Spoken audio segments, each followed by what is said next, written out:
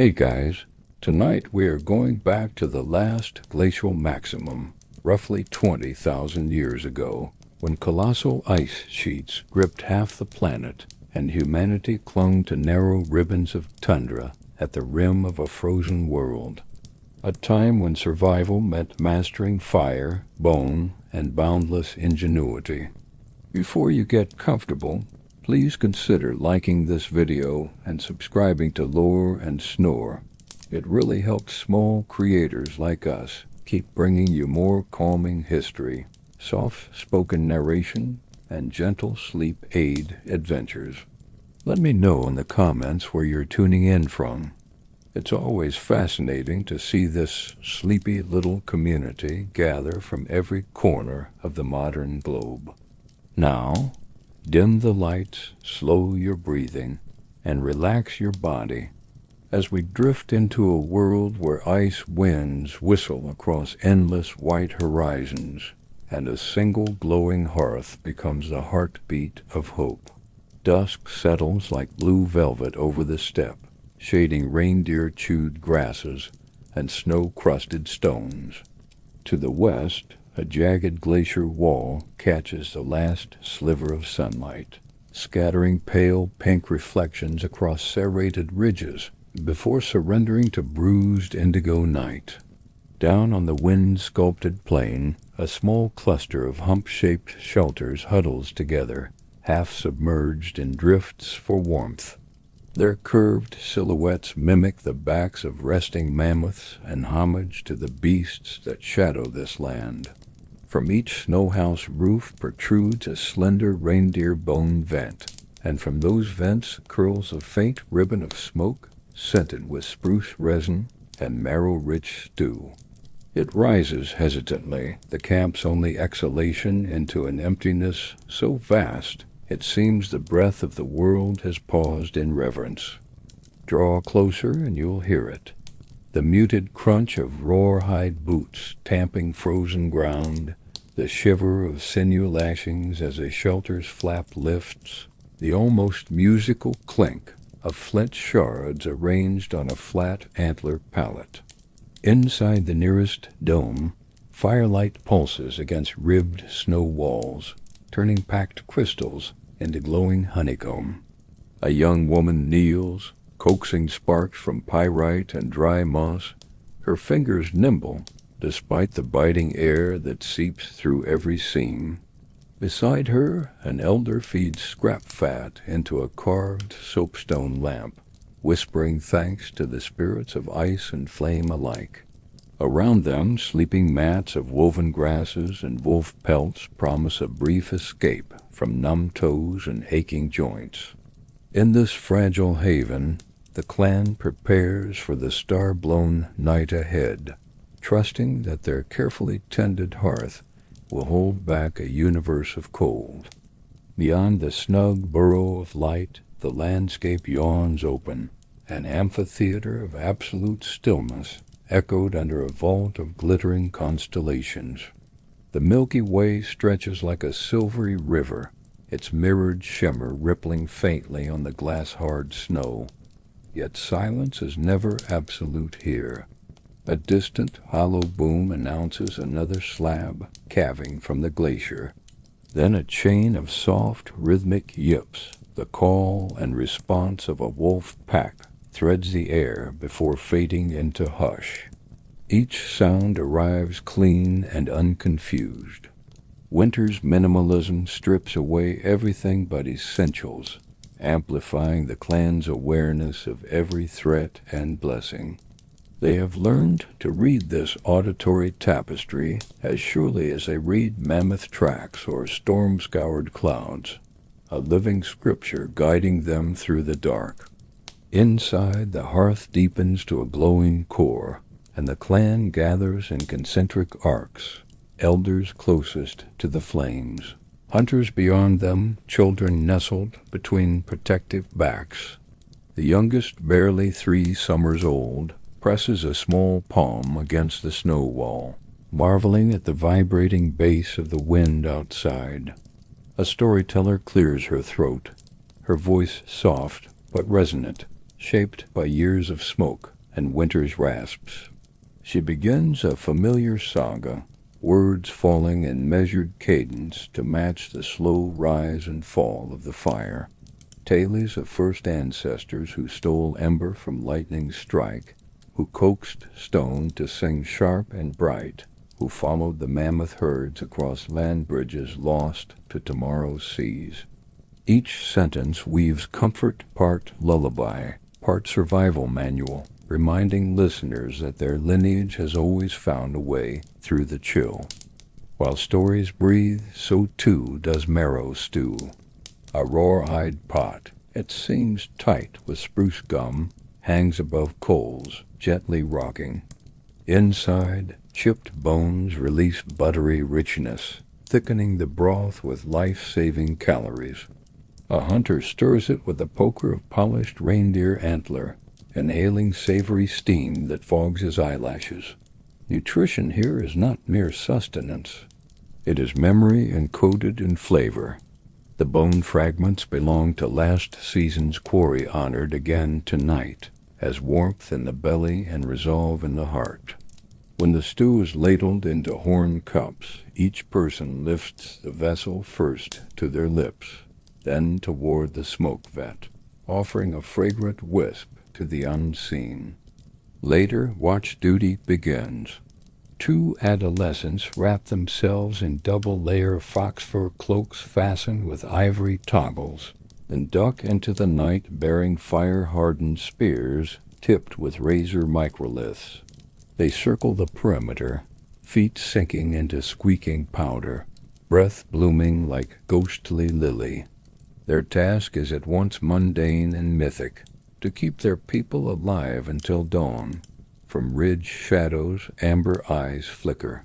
The wolves are curious tonight, drawn by the smell of simmered fat. Yet something older than rivalry pulses between species and embryonic kinship, spun from shared prey and mirrored pack bonds. One wolf pads forward, ears pricked.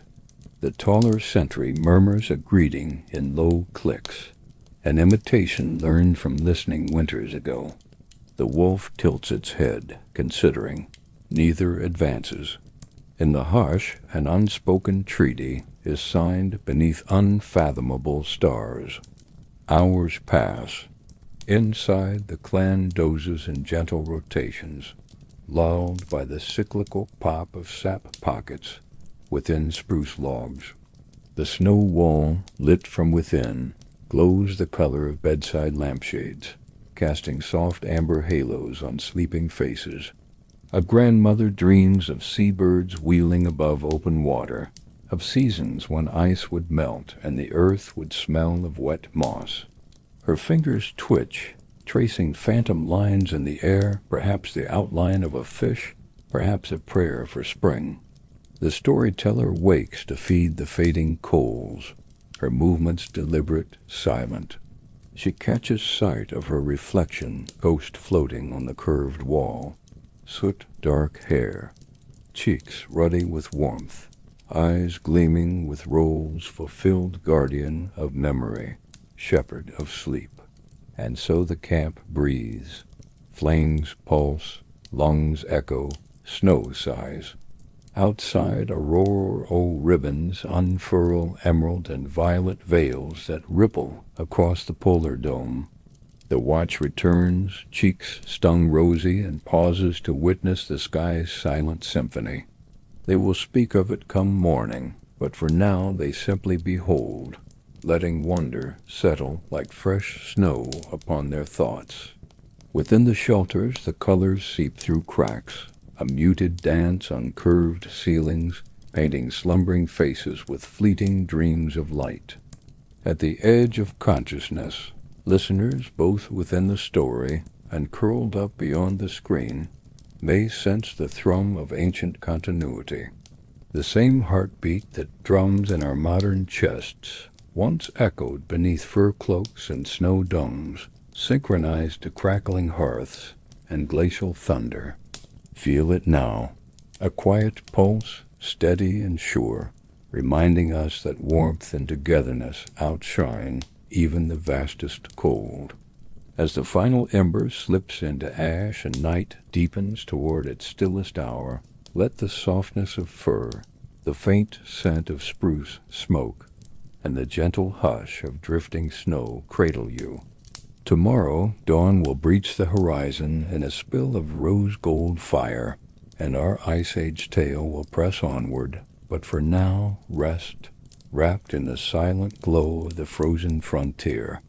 The night has scarcely lifted when a thin ribbon of rose begins to seep along the horizon, but already the trackers stand outside their shelter, cloaked in layered fox fur and mottled hareskin to blend seamlessly with the pallid expanse. In the dim hush before true dawn, every sound feels reverent. The hiss of breath meeting frost, the muted creak of sinew bindings as a spear is shifted to the other gloved hand, the crisp crunch that follows each careful footfall. No one speaks. Language here is the hush itself, a soft-spoken communion with wind and snow designed to preserve the fragile quiet of early morning. For our sleepy listeners, this moment is the first lull of the day, a calming pocket of near silence, inviting the mind to rest even as the story begins to stir. The party numbers 5, 2 seasoned hunters whose eyes are so attuned to nuance that they read the tundra like parchment. A younger woman apprenticed to flit napping, but now eager to study spoor, and 2 adolescents on their inaugural tracking venture, nerves hidden beneath oversized hoods. They gather around a low lamp shielded by an antler screen, its faint flame painting their cheeks warm amber. One elder squats to map an invisible grid in the air, marking the last known mammoth trail, the direction of yesterday's winds, and the hidden gullies where predators may lurk. Listeners might picture his gloved finger carving lines of glowing ember across the darkness, slow, deliberate strokes that mimic the unhurried heartbeat of this narration, a heartbeat intended as a gentle sleep aid for anyone following along beneath blankets of their own. The trackers set off in a gentle single file, each boot falling precisely inside the hollow left by the leader's step to minimize noise. Snow here is powdery, but capped by a brittle crust that chimes softly when broken, like distant porcelain tinkling. They pause often, knees bending, breath held, studying the pale canvas below. First appear the broad, circular depressions of muskoxen, shallow, scattered, the edges slightly melted from the animal's body heat before night froze them solid again. Then narrower, tapered hooves of saiga antelope emerge, oriented in a neat zigzag that suggests a skittish flight from something unseen. The elder notes the angle of each impression, the faint skids where an animal slipped, the minute spray of crystals where it regained balance. Each clue becomes a syllable in snow script, and the chapter itself becomes a gentle reading lesson, our soft-spoken guide, translating white hieroglyphs into hushed sentences for the listener's easy understanding. Soon they find what they hoped for, the deep ovular craters of a woolly mammoth's forefoot, each nearly the span of the youngest tracker's torso. These prints sink so far into the drifts that they form miniature amphitheaters, their walls glittering with ice-laden mica. Here the group kneels, gloves brushing snow aside to uncover subtle ridges indications of yesterday's gait, hints of whether the beast limped or strode with youthful confidence. In the silence, one can almost hear the phantom thud of ancient pillars of flesh pressing down, echoing across the ages like a slow drumbeat meant to help with sleep. The clan measures stride length using forearm spans. The adolescent's eyes widen at the sheer scale, And through our serene narration, listeners share in that awe from the comfort of their pillows. Yet no spoor exists in isolation.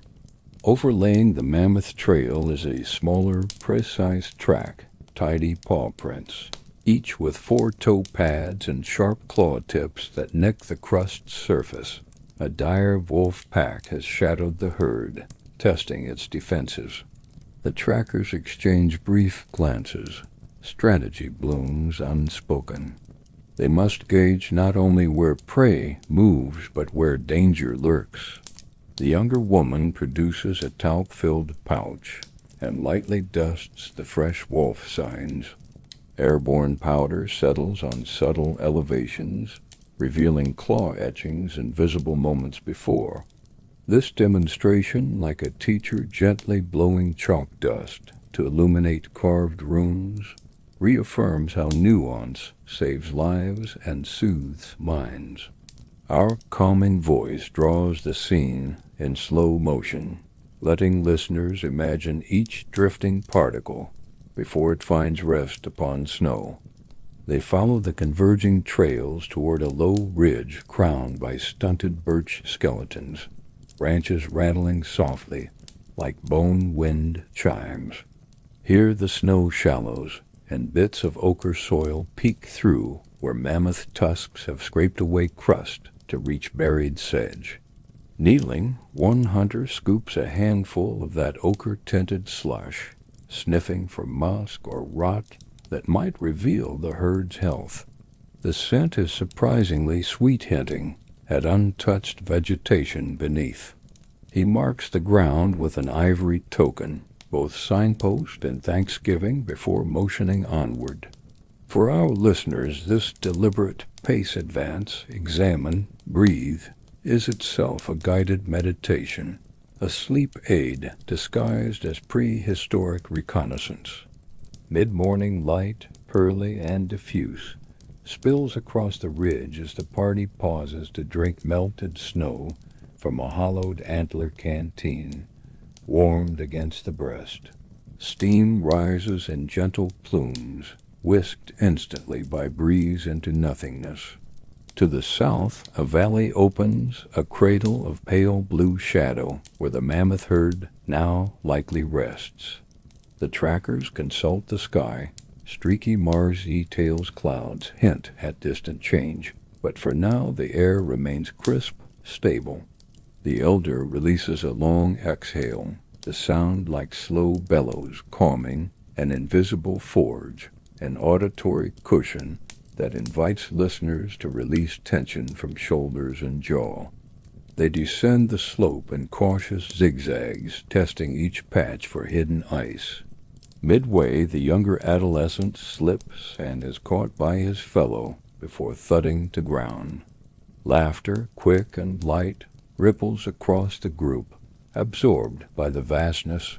Even here, in a land where missteps can kill, joy finds room to bloom. Such gentle laughter, relayed through this soft-spoken tale, provides a subtle heartbeat of comfort, reminding modern ears that vulnerability is universal and bonding. The adolescent writes himself, cheeks flushed not from cold but gratitude, and in that flush listeners might feel their own warmth spreading through limbs beneath winter quilts. At the valley floor they discover confirmation. Fresh dung still steaming faintly in sub-freezing air, revealing the herd's departure mere minutes ago. Yet next to it lies a single smear of crimson across pristine powder proof of a calf weakened, perhaps injured, perhaps claimed already by wolves. The party kneels, heads bowed in respect. The younger woman whistles a melodic phrase, low and fluttering, intended to guide the calf's spirit skyward if life has fled. We, in turn, slow our narration here, syllables lengthening, each consonant cushioned, so that this moment of mourning becomes a tranquil pause rather than a burst of grief, ensuring the story remains an unbroken help with sleep. Satisfied that knowledge outweighs risk for the moment, the trackers reverse course, retracing footprints so as not to muddy fresh data for tomorrow's hunt. Returning proves easier. Familiarity breeds confidence, and the sun now hangs higher, gilding the snow's ripples with argent fire. Yet still they speak little. Instead they hum a low, vibrating drone that syncs their strides like oarsmen steering an invisible canoe. For listeners, that hum is translated into prose, a gentle vibration woven through sentences, coaxing eyelids heavier, heartbeats slower. Snow crunches in counterpoint. Spears thunk softly against fur-wrapped backs. The drone continues, a lullaby composed entirely of consonants and breath. By early afternoon, they crest the final ridge to find camp roofs glittering, riding a shallow mirage of heat, wavering over chimney vents. Children gather at the perimeter, eyes bright with questions, hands waving. The party answers first with smiles, then with silent gestures. The herd is close, the wolves are closer. The hunt will be tomorrow at dawn. Mothers usher children back toward the central hearth, already imagining richer stew and new stories. The trackers kneel at the vented snow house to announce their return, pressing palms into cooling drifts as a quiet ritual of gratitude for safe passage. And here, dear listener, the chapter settles like falling powder, slow, steady, layering our minds with a peaceful, insulating hush. Let your thoughts drift.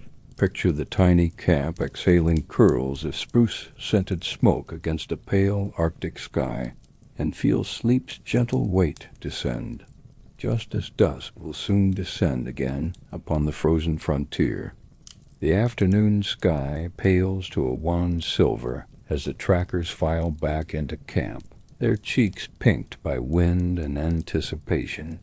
Every snow house roof now exhales a faint coil of spruce-scented smoke, but it is the central hearth, an oval pit lined with scoria stones, that draws all eyes. Situated in a shallow depression, the hearth glows like a molten jewel, its heart of coals banked beneath a lattice of birch logs still dusted with frost. Even from a distance it radiates a shimmering wave of relief, a promise that muscles will thaw, spirits will lift, and the long ice-age night will be gentler than the one before. Children dart forward first, their fur-wrapped boots sifting powdery snow into swirling eddies, then skid to a halt just outside the stone ring. For the hearth is sacred, and the return of the hunters must be honored in silence before the day's stories can resume. Listeners may picture this hush as a single deep breath, a calming, soft-spoken pause, preparing both clan and audience for a night of restorative narration that doubles as a sleep aid. Under a low awning of stretched mammoth hide that shields the pit from stray gusts, two elders tend the fire with near-musical precision. One breaks finger-thick spruce, kindling into measured lengths, while the other loosens gritty ash with a carved antler rake, exposing embers the color of sunset. When new wood meets those coals, a fountain of orange sparks spirals upward, scattering brief constellations that mirror the sky soon to come. The fire's voice is many-tongued. It crackles, hisses, and sighs in a hypnotic cadence that slows heartbeats and invites eyelids to droop. For our listeners nestled beneath modern blankets, these auditory images weave a bridge across millennia, transforming tonight's bedroom into a snow house wall aglow with flickering amber. The science behind the comfort is ancient yet familiar. Radiant heat penetrates fur and flesh alike, dilating surface vessels, encouraging a full-body exhale that helps with sleep far better than any lullaby of words alone. With breathing logs now established, the clan's chief cook, a stooped woman, whose braided hair is streaked with ash as often as ivory lifts a rawhide cauldron half filled with bone broth, suspending it from a Y-shaped willow tripod over the hottest section of the pit. The liquid inside is already thick from hours of slow simmer, cloudy with marrow melted from mammoth femurs and sweetened by shavings of frozen parsnip unearthed from a permafrost cellar. She adds fistfuls of dried crowberries, watching them bloom like midnight petals the moment they kiss the surface. Aroma unfurls in concentric rings, first earthy, then subtly tart, finally settling into a mouth-watering equilibrium that makes stomachs growl and eyes flutter closed. Nutritionally, this stew is a miracle of adaptive strategy, dense calories, electrolytes from dissolved bone, and plant antioxidants scavenged across vast icy miles. But emotionally, it is pure medicine, a ladle full of reassurance that scarcity has, for yet another sunset, been postponed. While the broth murmurs its slow lullaby, families cluster on woven reed mats at the hearth's perimeter, shrugging off reindeer hide cloaks to reveal layered tunics stitched from fox hair and ptarmigan down. Fingers stiff from tracking tasks now ease within the fire's radius, absorbing warmth until joints flex without protest. An elder places smooth river stones near the flames, intending to tuck them into bedding later as primitive hot water bottles, a gesture of foresight that listeners can almost feel against their own palms. Conversation flows in gentle ripples, rarely rising above the hiss of sap in burning birch. A hunter describing the sharp bite of morning wind against uncovered cheeks. A child recounting how the sky blushed pink before breakfast. A grandmother humming a descant that sashays between speech and song. This soft communal soundtrack reinforces the sense of collective safety, a theme vital to soft-spoken storytelling and deeply conducive to restful minds. Beyond the seated crescent, practical magic unfolds in the glow. A flint knapper spreads tanned elk hide on the snow, arranging raw nodules of blue-black chert like teacher's chalk on a slate. One by one he places them against a leather-wrapped thigh and strikes with a hammerstone, coaxing off translucent flakes that glint firelight. Each tap produces a crisp, bell-like note, high and clear, echoing against icy slopes, yet somehow soothing rather than jarring. Across from him, a seamstress threads sinew through a bone needle no thicker than a crane's quill, preparing tears in a younger sister's snow mitt. She works by tactile memory, eyes half-lidded, trusting fingertip wisdom invisible to spectators. Together, these tasks generate a symphony of small, industrious sounds, tap, scrape, whisper, pull, that cradle the clan in purposeful calm. For modern ears, those sounds become rhythmic anchors, steady as metronomes, guiding brainwaves toward the slower delta patterns of deep sleep. As dusk congeals into full night, a ceremonial log etched with ochre spirals is laid across the coals, sending resinous fragrance curling skyward. The spiral motif, carved with sharpened slate flakes, symbolizes unbroken cycles of season and spirit. Life springing from ashes, ashes feeding life. One by one, clan members press fingertips into a gourd of powdered red ochre, then dab the pigment onto their collarbones, marking themselves as guardians of tonight's flame. Even the youngest toddler, coaxed forward by her mother, splats a tiny crimson fingerprint onto her own deerskin vest, giggling as the warmth tickles her wrist.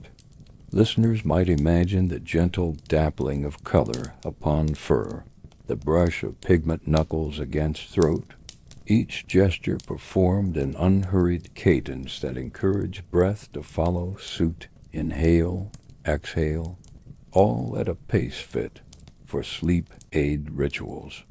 With bellies beginning to rumble, the cook declares the broth ready by striking the cauldron's rim with her ladle, producing a mellow gong. Wooden cups carved from birch burl are lined in orderly rows, and stew is poured in steady ribbons of molten gold. Steam plumes skyward, swirling through lamplight like newborn spirits. Before anyone drinks, they lift their cups in a silent toast, turning them outward toward the vast dark, as if offering first sips to the moon itself. Then mouths meet rim, and heat spills down throats, pooling in stomachs, radiating outward until even fingertips pulse gently. Each swallow is described in our narration with deliberate softness. The stew glides, the marrow coats, the berries burst, releasing faint sweetness that lingers on the breath. In living rooms far away, listeners may swallow reflexively, tasting phantom warmth that spreads from chest to limbs, encouraging both body and imagination to relax deeper into cushions or bedding. Once hunger softens to contented hum, the clan rearranges mats closer still to the fire ring, preparing for the nightly telling of hearth stories. The resident storyteller, eyes bright with reflection of flames, begins with a question disguised as a hush. What color is the night? Children whisper guesses black, indigo, star silver, until she answers that night, in truth, is the color of ember when memory meets dream. And so she speaks slow, rhythmic, balancing image and pause of ancestors who befriended fire after a thunderbolt shattered a spruce, how they nursed that wild spark with moss and breath, how they sang lullabies to keep it tame. Shadows behind her animate these images, dancing across snow house walls in silhouettes of lightning, flame, cradle, and ash. For listeners drifting closer to sleep, the voice and flicker merge into a single metered pulse language and light waltzing in perfect, calming synchronicity. The tale drifts into practical wisdom, how glowing charcoal can be hidden in a hollowed reindeer antler and carried for days, how damp fungi from birch trunks make perfect tinder once dried to side skin, how thin stone slabs placed upright form reflective mirrors that double heat without consuming extra fuel. Each fact emerges coated in wonder, driven by the storyteller's gentle tone, yet tethered to survival's reality. The children absorb it as myth, the adults as checklist, the audience somewhere in between as restful trivia to mull on the edge of dreams. Here the script's voiceover friendliness shines. Technical details float past like feathers, informative yet too gentle to jolt. They invite the mind to meander, not to memorize, and by inviting meandering, they help with sleep as effectively as any lullaby. Finally, with stories spent and the fire settled into slow breathing embers, a last ritual unfolds. Pairs of watchers collect palm-sized coals on flat shale trays, ferrying them to smaller satellite hearths within each snow dwelling, so that no family wakes to dark chill. As they move, sparks trail behind like fireflies in reverse migration, drifting backward into origin.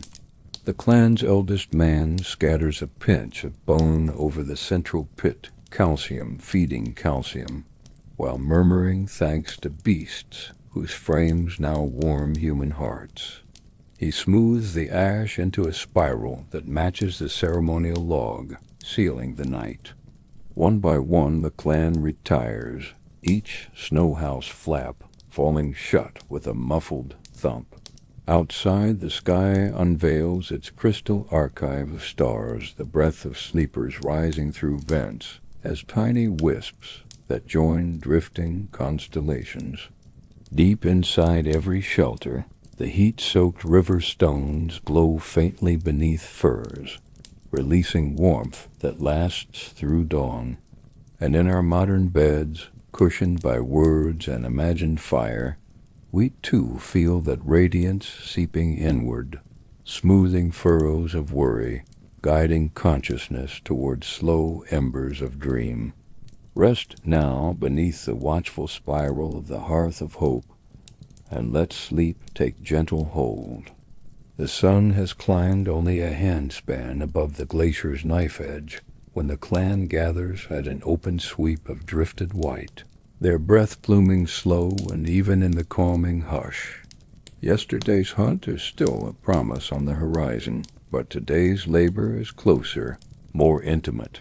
The crafting and constant tending of the snow houses that cradle every dream through ice-age nights. To those snug and modern blankets, imagine stepping into blinding brilliance where each footfall puffs glitter, the world a vast, hushed amphitheater. There is no hammer bang or saw shriek here, only the soft-spoken scrape of antler blades carving cubes of hardened powder, and the occasional creak of sinew rope stretching. The builders work in pairs, one reading the wind, one slicing snow, guided by rhythms so measured they could be lullaby percussion, gentle narration set to the metronome of slow heartbeats eager for sleep aid. Picking a site is an art and a science braided tight. They squat, press bare knuckles into the drift, then listen quite literally to the snow's reply. Deep-grained powder muffles knuckles with sponge-like give, speaking of warmth and settling. Brittle crust cracks sharply, warning of recent freeze and poor cohesion. The eldest architect sprinkles a pinch of powdered charcoal on the surface, watching how fast it sinks. A quick melt means hidden pockets of hoar. A slow melt reveals dense, insulating layers. In a place where a misjudged collapse could smother sleepers, the clan reads these signals with priest-like solemnity. It is a lesson in patience that broadcasts across centuries. The ground beneath us always speaks if we will only settle, breathe, and listen. An insight as useful for city minds drowning in data as it is for wanderers on white plateaus seeking help with sleep. Tools lie arranged on a reindeer hide tarp that flutters like a parchment map. There are spade-nosed shovels hewn from moose scapula, their edges honed with sandstone. Bone saws serrated by embedded obsidian flakes, and delicate snow knives of walrus ivory, whose blades, though softer than steel, slide through compacted crystals with butter-like ease. Each instrument makes a discreet music, a whispering slash, a padded thud, a faint tink when flakes cascade onto flake. Children watch wide-eyed, learning that sound can be both productivity and prayer, that craftsmanship exists in volume as well as shape. When a block is freed rectangular, smooth, gently steaming, it is cradled like newborn promise, lifted with palms facing inward so heat does not leak through glove seams. Layer after layer, they quarry the white quarry, stacking blocks in an inward canting spiral, a silent geometry lesson that turns subtraction into sanctuary. Once the first ring rises knee-high, the chief builder steps inside and patches gaps with loose snow kneaded by palm until it becomes putty that fuses block to block. This slow tapping sets crystals rebonding in minutes, a micro-forge of pressure and temperature that welds walls more firmly than any mortar. As the walls curl upward, they lean slightly inward, guided by a willow switch bent into a perfect half-circle primitive compass charting destiny toward a single keystone cap. The clan murmurs approval, their voices low, velvety, part of the structure's own acoustic design. Outside, wind shuffles, but finds no purchase. Inside, the echo is hushed, like speaking inside a seashell. For our listening audience, envision each wall as a cupped hand around a candle flame, guarding warmth, damping fear, coaxing consciousness toward drowsy reclamation. Interior shaping follows, transforming crude igloo into amber sanctuary. Builders crawl inside and shave the dome's interior with curved scrapers, smoothing jagged facets until light from a single fat lamp diffuses evenly, every glint of mica scattering into golden dusk. They brush away powder with ptarmigan feathers, slow brushing strokes that could put an infant to sleep. Then, using a bone awl, they puncture a thumb-wide vent at the apex, tilting it leeward so smoke slips out, but wind stays shy. A slender reed inserted as a test feather flutters once, then stills, confirming perfect draft. In that breath-thin silence, listeners afar may find themselves matching the reed's pace, lungs drawing cool air in, letting warm air out, bodies settling into the breathable architecture of story. Ventilation balanced, they address reinforcement. Where afternoon sun might later strike, they drizzle meltwater that instantly skins ice over snow, armoring like glass. Where wolves might nose, they wedge narrow, tusk-shaped blocks that interlock like puzzle teeth. At the doorway, an earthen trench rather than a standing portal, they lay a polished antler lintel, both structural brace and spiritual threshold. Crossing it demands a stoop that humbles predator and hunter alike, reminding each entrant that survival is communal courtesy. Outside walls, women braid sinew cords to lash leather panniers that will hang in the chill shade, turning tomorrow's excess marrow into travel-ready pemmican. Practicality and piety whirl together, settle as drifting snowflakes, forging a dwelling that is fortress, classroom, and temple all at once. When the dome stands complete, furnishings grow from its curves.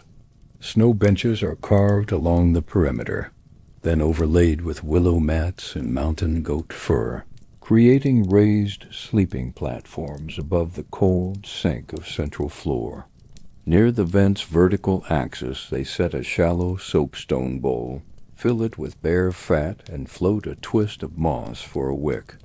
Its flame is thumb-sized, steady, and astonishingly bright against walls that glow like captured dawn. River stones heated in the communal hearth earlier are nested beneath hides to radiate gentle warmth until dawn. The science behind such comfort travels effortlessly through the centuries to whoever listens now. Radiant heat, minimal convection, maximum serenity, a physics of rest. Amid finishing touches, the clan becomes chorus. Elders hum a rising triad as they work, sensing strokes and breath.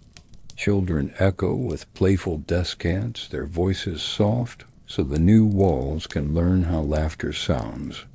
Tales are traded of snow house mishaps and marvels. One collapsed when a musk ox leaned for scratch. Another withstood a blizzard that felled giant spruce, and with each anecdote, the structure inherits lineage, joining an ancestral chain of shelters stretching back to the first clever soul who realized snow could be sculpted into summer's absence. This soft-spoken narration is equal parts blueprint and bedtime story, reminding our modern audience that building a nest, whether of snow or cotton sheets, is the oldest lullaby known to humankind. Twilight finally purples the horizon. Crystals in the foot-packed threshold ignite with last light like ground-level stars. The clan inspects every seam, lightly drumming knuckles to hear whether walls answer with hollow echo or solid hush. Where hollow remains, more snow is kneaded in until only hush replies. Satisfied, they back out, and the chief builder seals the entrance with a loosely fitted block shaped like a wolf's head in profile protection. They joke in case real wolves come calling. Yet for those drifting off inside earshot of these words, the only callers are dreams, padding gentle as foxes along corridors of thought. As we close the shutter on this chapter, let the fresh dome's serene glow overlay your own room, cocooning eyelids heavier and heavier until you dwell safe, warm, untroubled inside your personal snow shelter of sleep. The pale mid-morning light spreads across the steppe like milk poured upon a polished slate, revealing a world that appears silent yet thrums with concealed life. When the clan steps beyond their new-built snow domes, they pause as they always do, just outside the shadow of camp, letting their eyes adjust from amber lamplight to the day's reflective glow. To the east, ice crystals spin in a faint sun-dog halo, twin phantom suns flanking the real one like watchful guardians. In that moment of hush, each breath emerges slow, clouds of vapor unfurling and vanishing as if the air itself is practicing the art of calming exhalation. This is the hour for observation rather than action, a soft-spoken rehearsal for tomorrow's hunt and tonight's sleep aid tale, when every creature that shares the frozen frontier briefly steps into view, reminding humans that they are neither sovereign nor alone upon this ancient stage. First to register against the horizon are the mammoths, their silhouettes, ponderous yet oddly graceful, as they trudge in convoy toward a low stand of lichen-flecked willows. Thick pelts ripple in lazy waves, dark winter coats frosted silver at the tips, catching the light so that each beast seems edged with liquid quartz. At this distance, the woolly giants produce no sound audible to human ear, yet the snow beneath their feet compresses with a muffled drum beat that travelers can feel through fur boots and up along shin bones, a low, grounding throb that slows the pulse of every listener wrapped in modern blankets. Mothers within the herd shepherd calves between pillars of tusk, nudging with trunk tips, occasionally pausing so infants can bunt against the frozen bark for practice. The clan's eldest hunter tilts his head, murmuring to the children that a relaxed tail means the animals are feeding, not frightened. That single scrap of pragmatic wisdom drifts across centuries as the gentlest help with sleep whisper. Read the small signs and worry melts away like rime and sun. To the south graze saiga antelope, their Roman-arched noses forever moist, warming icy air before it reaches fragile lungs. A sprinkling of new powder dusts their cinnamon backs, and as they move, snow puffs away in sparkling ghosts that follow like loyal spirits. They browse on tender dry grasses the mammoths have uprooted, the ecosystem's tidy economy displayed in real time. Nearby, a shaggy cohort of musk oxen knots tight in windbreak formation, calves tucked inside the bull ring while hoar frost grows in beards so long they sway like ceremonial fringe. Though these herbivores differ in shape and strategy, the clan studies them with one unifying question. Which path will they choose when blizzard winds return, and can human footsteps mirror theirs to share shelter, glean scraps, avoid whiteout death? Learning by watching is the oldest lecture hall, and our soft-spoken narration invites listeners seated in the theater of sleep to witness without strain, eyelids dipping lower with every measured description. Yet neighbors come not only on hooves, skirting a ridge of saffron snow, A string of dire-wolf prints darkens the crust round, deep, perfectly spaced. The hunters stoop, gloved fingers measuring width, then sniff the surrounding air for the musky tang of fresh spoor. Moments later, a lone wolf materializes at crest, fur-banded ebony and charcoal, amber eyes assessing the humans the way a sentry gauges distant storm clouds. No growl, no challenge, just a silent exchange of alertness in the crystalline air. Beyond, shapes stir. A pair of cave lions weaving between ice-sculpted boulders, their shoulders rolling beneath tawny pelts, slightly darker than summer's, better camouflage for a world of shadow blues and ghost grays. Predators and prey, humans included, orbit here in an intricate dance choreographed by hunger and caution, and our calming voiceover traces each subtle step. The wolves' strategic patience, the lion's prowling arcs, the hunter's mindful distance. Rather than tension, the story offers a slow pulse of respect, acknowledging teeth and claw, yet refusing to jar the half-dreaming ear. As the inspection circle widens, other inhabitants of the ice emerge, members of a grand chorus rarely granted starring roles. Snow hares in winter white freeze mid-bound, ears laid flat, so they resemble tossed bits of moonlight. A ptarmigan flock erupts from buried sedge in a flurry of wings that sound, faintly, like silk skirts rustling at a distant feast. Almost at once they settle again, vanishing against the drifts as though swallowed by sorcery. Overhead a snowy owl wheels silently, wedge face swiveling for minuscule tremors beneath the crust, perhaps the fleeting heartbeat of a lemming beneath Earth's down quilt. Each small life, rendered here in gentle cadence, teaches the same lullaby lesson. Survival favors stillness as often as speed, and listening is both shield and strategy. Let that truth seep into mattress coils and pillow down for anyone seeking refuge from racing thoughts. The world outside may roar, but a quiet watch preserves energy and calms the mind. The clan gathers near a frost-rimmed seep where a thin river of meltwater trickles beneath a lid of clear ice, the only drinkable source for leagues.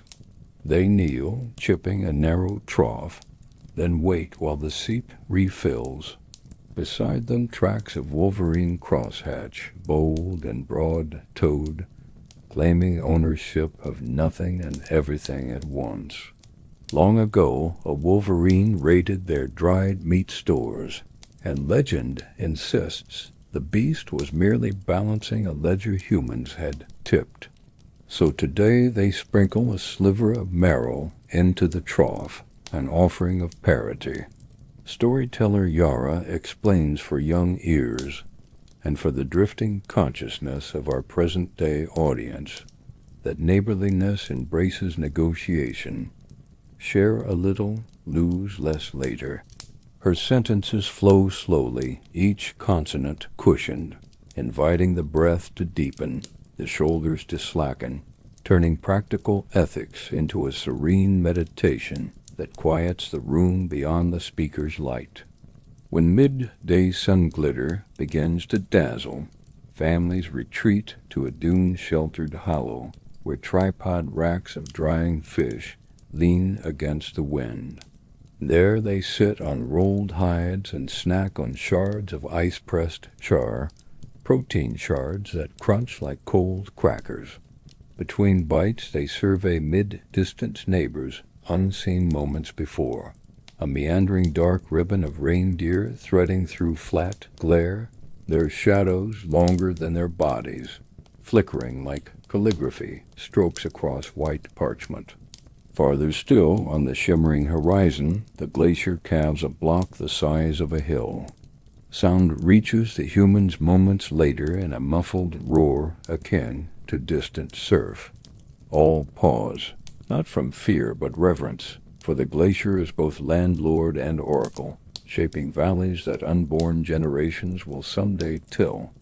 In recounting this scene, our soft-spoken narration widens the vista deliberately. First, char beneath mittens, then reindeer, then glacier mirroring the mind's natural expansion before it releases into dreaming's wide country. Afternoon light deepens toward gold. In that richer warmth, avian neighbors take center stage. High overhead, a V of tundra swans glimmers, wings beating slow, strong, assured. Their honks drift down like caravan bells, a reminder that somewhere far south unfrozen lakes await. Children mimic the calls, cupping hands like beaks and laughter beads in the cold air, only to shatter into giddy hush. The storyteller remarks that swans teach the clan two things, that journeys end eventually, and that companionship eases every mile. For listeners curled in bedrooms, those lessons are cues. An audible image of broad wings, a lullaby repetition end comes. Together is easier guiding hearts toward gentler rhythms that help with sleep, far better than counting faceless sheep. Toward evening, when sky flames orange, and lilac, the clan returns to camp carrying new data as tangible as any spear. Mammoths trending west, wolves pacing in pairs rather than packs. Cave lions restless, but not yet bold. Around the central hearth, they convey these details to the mapping elder, who scrapes a bone stylus across a slab of packed snow, etching tiny glyphs. Arc for herd path, triangle for predator den, dotted line for meltwater seep. This cartography session, though strategic, unfolds with the cadence of lullaby mathematics, slow, deliberate markings that fade at the edges as lamplight rises. Meanwhile, fresh broth simmers, stones heat, and the young recount sightings of ice rabbits that ran on tiptoe until eyelids droop mid-sentence. Narrator and flame conspire. Each pop of sap inside birch logs marks a comma. Each waft of spruce sent a paragraph break, all guiding the listening body to mimic the children's slide toward slumber. Finally, under a theater of emerging stars, the clan's spiritual leader lifts a carved antler whistle and blows a single, trembling note. It is neither loud nor piercing. Instead, it resembles the crystalline ping ice makes when contracting under sudden cold. That tone summons no creature, but acknowledges all of them, the myriad neighbors on this shared sheet of frozen earth. People stand, breathe once together, then retreat into domes whose curved walls glow with lamplight, like moons risen from the ground. Snow-blocked doors hush closed, wind subsides, and only the patient shimmer of aurora paints silent ribbons overhead. So too, dear listener, may you draw one last slow breath, honoring every heartbeat, human, or not, that echoes through the global night. Let the memory of mammoth footfall, the hush of direwolf regard, and the distant boom of calving ice cradle your thoughts in spacious calm. Sink now beneath furs or quilts, trusting that all neighbors seen and unseen will keep watch while you drift, dream, and rest untroubled on the edge of this ancient, whispering world. The sky is still the deep violet of late-night embers when the clan stirs, silence broken only by the muted chime of flint pendants brushing hide as hunters shrug into layered parkas. No one speaks above a whisper. Words feel too brittle to risk fracturing the hush that cradles the camp. Instead, preparations move in a cadence older than language. Sinew bowstrings twanged once to test tautness. Obsidian microliths stroked against soft leather to feel for burrs. Fire-hardened spear shafts balanced on calloused palms until they settle in perfect equilibrium. At the communal hearth, a single fat lamp still burns, its flame no larger than a child's thumbnail, yet bright enough to gild every face with anticipatory glow. One by one, hunters duck through the low tunnel of the snow house entrance and disappear into the marbled pre-dawn, their footfalls muffled in powder, so deep it seems to sigh around each boot. Far inside warm beds, children half wake to the faint rustle and let it rock them back toward dreams, unaware that their guardians carry more than weapons out into the dark. They carry the hush itself, determined to return it unbroken by dusk. Just beyond camp, the party gathers in a shallow basin shielded from the wind, and the clan elder, kneeling in snow, sprinkles a circle of pulverized red ochre at their feet. The pigment glows like embers against the pale crust, a delicate reminder of flesh and blood soon to be spilled. Palm pressed to heart, the elder murmurs a low gratitude to the spirit she calls Great Tusk, not a plea for triumph, but a promise that every fragment of harvested life will be honored, meat shared, hide stretched into shelter, sinew strung into song. Around the circle, hunters answer with soft breaths, sensing their exhalations, until a single slow wind seems to rise from their collected lungs. In the hush between heartbeats, plans are traced upon the snow with smooth antler tips. Two will serve as shadows, stalking downwind along the herd's flank. Three will form the driving line, herding lumbering bodies toward the hidden gully. One apprentice will stay back, tending spare spears and gauging distance by listening for the hollow thud of mammoth feet. No raised voices, no boasts, only the metronome of steadied breathing, the gentle scrape of antler on ice, and the invisible knitting of trust binding every member to the next. As first light bruises the eastern rim of sky, they move. Frost hangs in the air like silver dust, each mote catching dawn's blush before settling on fur hoods. Snow becomes a vast, muted drum beneath their boots, each step softened by careful choreography learned over seasons of shadowing prey.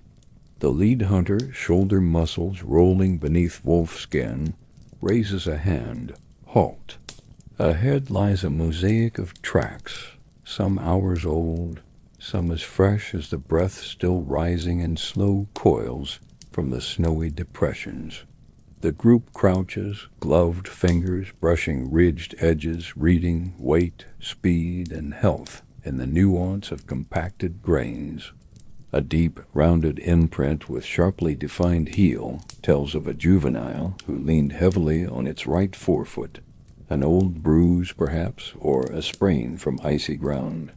The hunters share a glance, compassion and necessity twisting together in silent agreement that this limping youngster, still robust but vulnerable, will shorten the suffering of the herd and sustain the people through the next blizzard.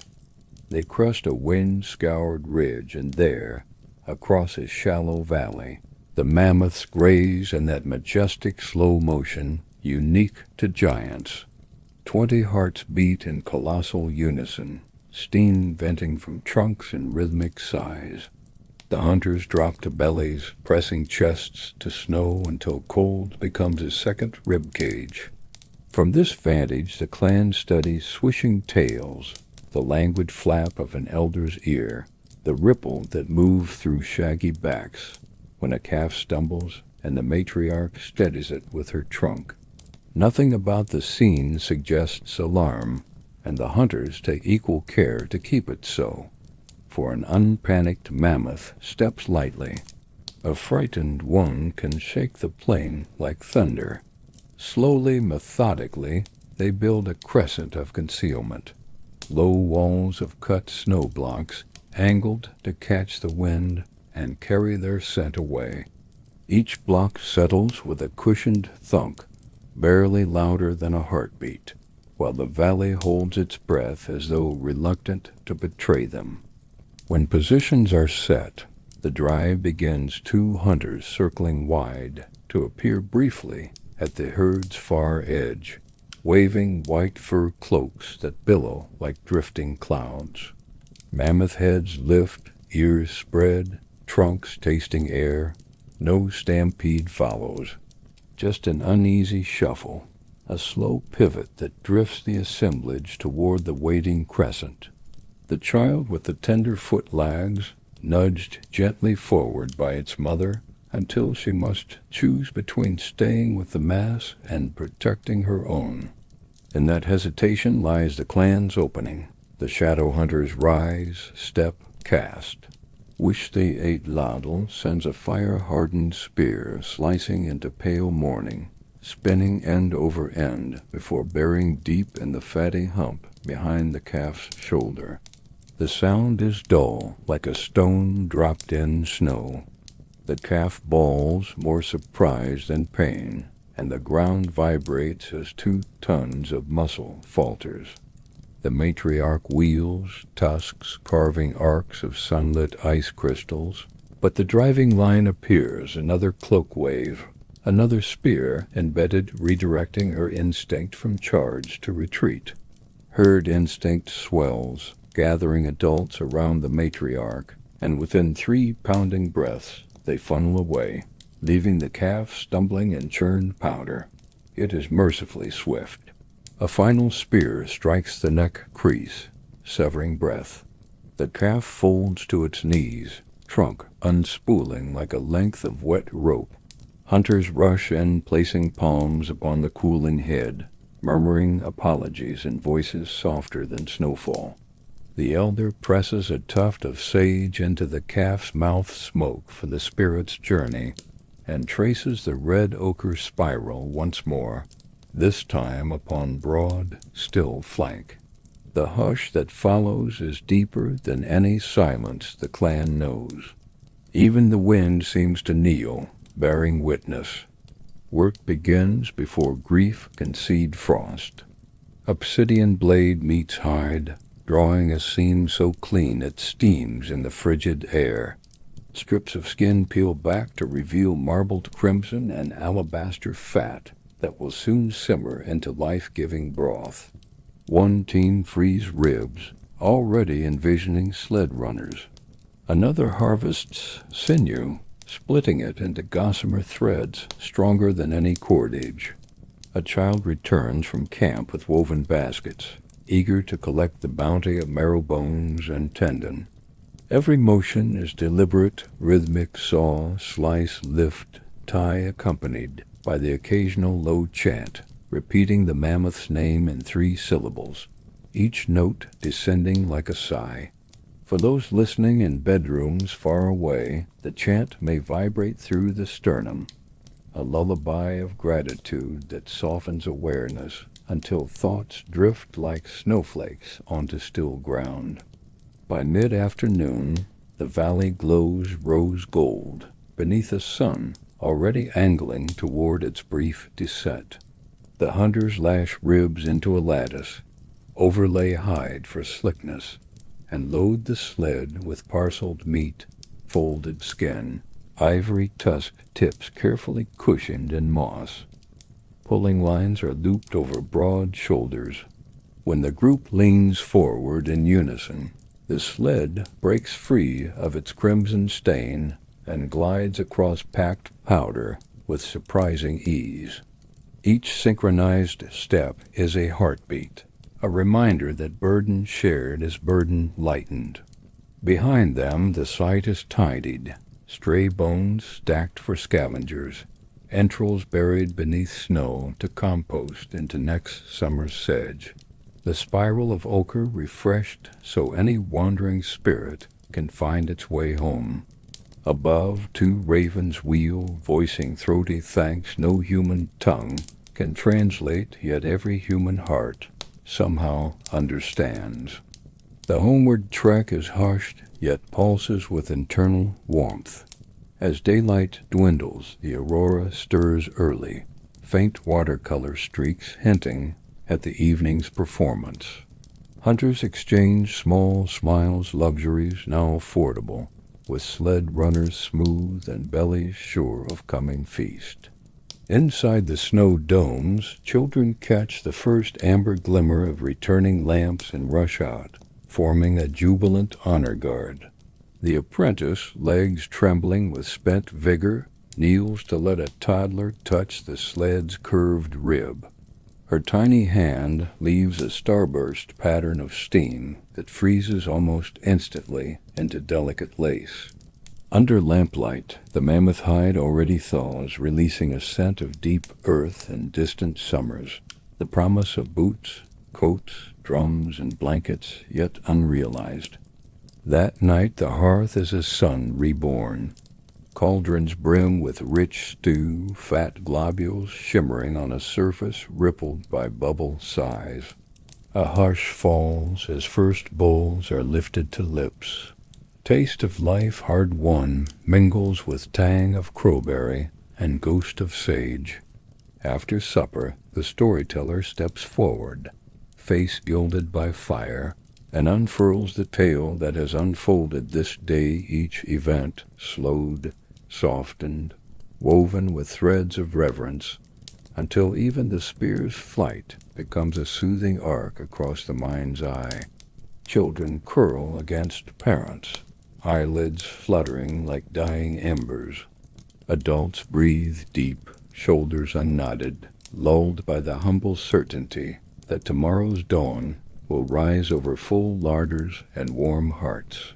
And for those listening far beyond time and tundra, may the measured cadence of harvest, the gentle apology whispered to fallen giants, and the unbroken circle of gratitude settle upon your own chest like a quilt of quiet snow. Rest now, your spirit fed, your mind eased, your dreams guided by the steady ancient rhythm of the mammoth hunt.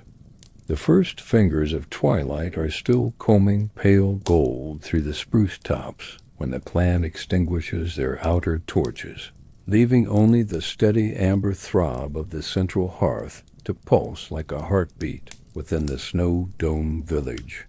Bellies weighted with mammoth stew and throats still tingling from laugh-roughened stories, the people settle into their nightly rhythm. Children cocooned under stitched fur blankets, elders murmuring final thanks into cupped hands, hunters lacing rawhide boots one last time for the long watch. The world beyond the lamplight is already sliding toward ink, yet inside each dome the hush feels thick and warm, an audible quilt of soft-spoken breaths. This is the hour when calming habits matter most. Boughs unstrung to quell the twang of sudden noise, spear tips sheathed under hide so lamplight won't flash like lightning, and voices lowered to a lullaby hush that bleeds straight into even pulses. Listeners curled in modern rooms might imagine the gentle sway of those practices, each action a slow exhale that prepares body and mind for rest, a ritual sleep aid as old as shadow itself. Outside, the crystalline night unfolds in orchestral layers. First the wind stills, and the spruce boughs freeze mid-sigh. Then the barrens of snow and ice reveal tiny glints of starlight caught in embedded quartz. Finally, above the horizon, bands of aurora gather like translucent curtains, readying for a silent performance. 2 centuries, the clan's broad-shouldered scout, Iluka, and her apprentice, 17 winter Corin, ascend a low mound just east of camp, its crest packed hard by nightly patrols until their moccasins barely sink. Iluka raises a palm, signaling silence, though Corin's heartbeat booms loud enough in his own ears to drown any speech. They crouch, letting the hush seep into sinew until their very muscles seem tuned to the low hum of earth. For modern ears, the scene unfurls as an auditory panorama of stillness, so deep that each inhalation becomes a gentle anchor, mooring restless thoughts in safe harbor. Minutes pass. Perhaps an hour time loosens its laces in the Arctic dark, and then Corin hears it. A distant yet unmistakable ululation, stretched thin but resonant, like wind blowing across the rim of a clay pot. A wolf call, but solitary, the note hanging without the usual pack chorus. Iluka tilts her head, eyes half-lidded, reading undertones the way others read a carved tally. Softly she breathes, not hunting, searching. Corin wonders aloud, in a voice scarcely livelier than a moth's wing, what the creature seeks.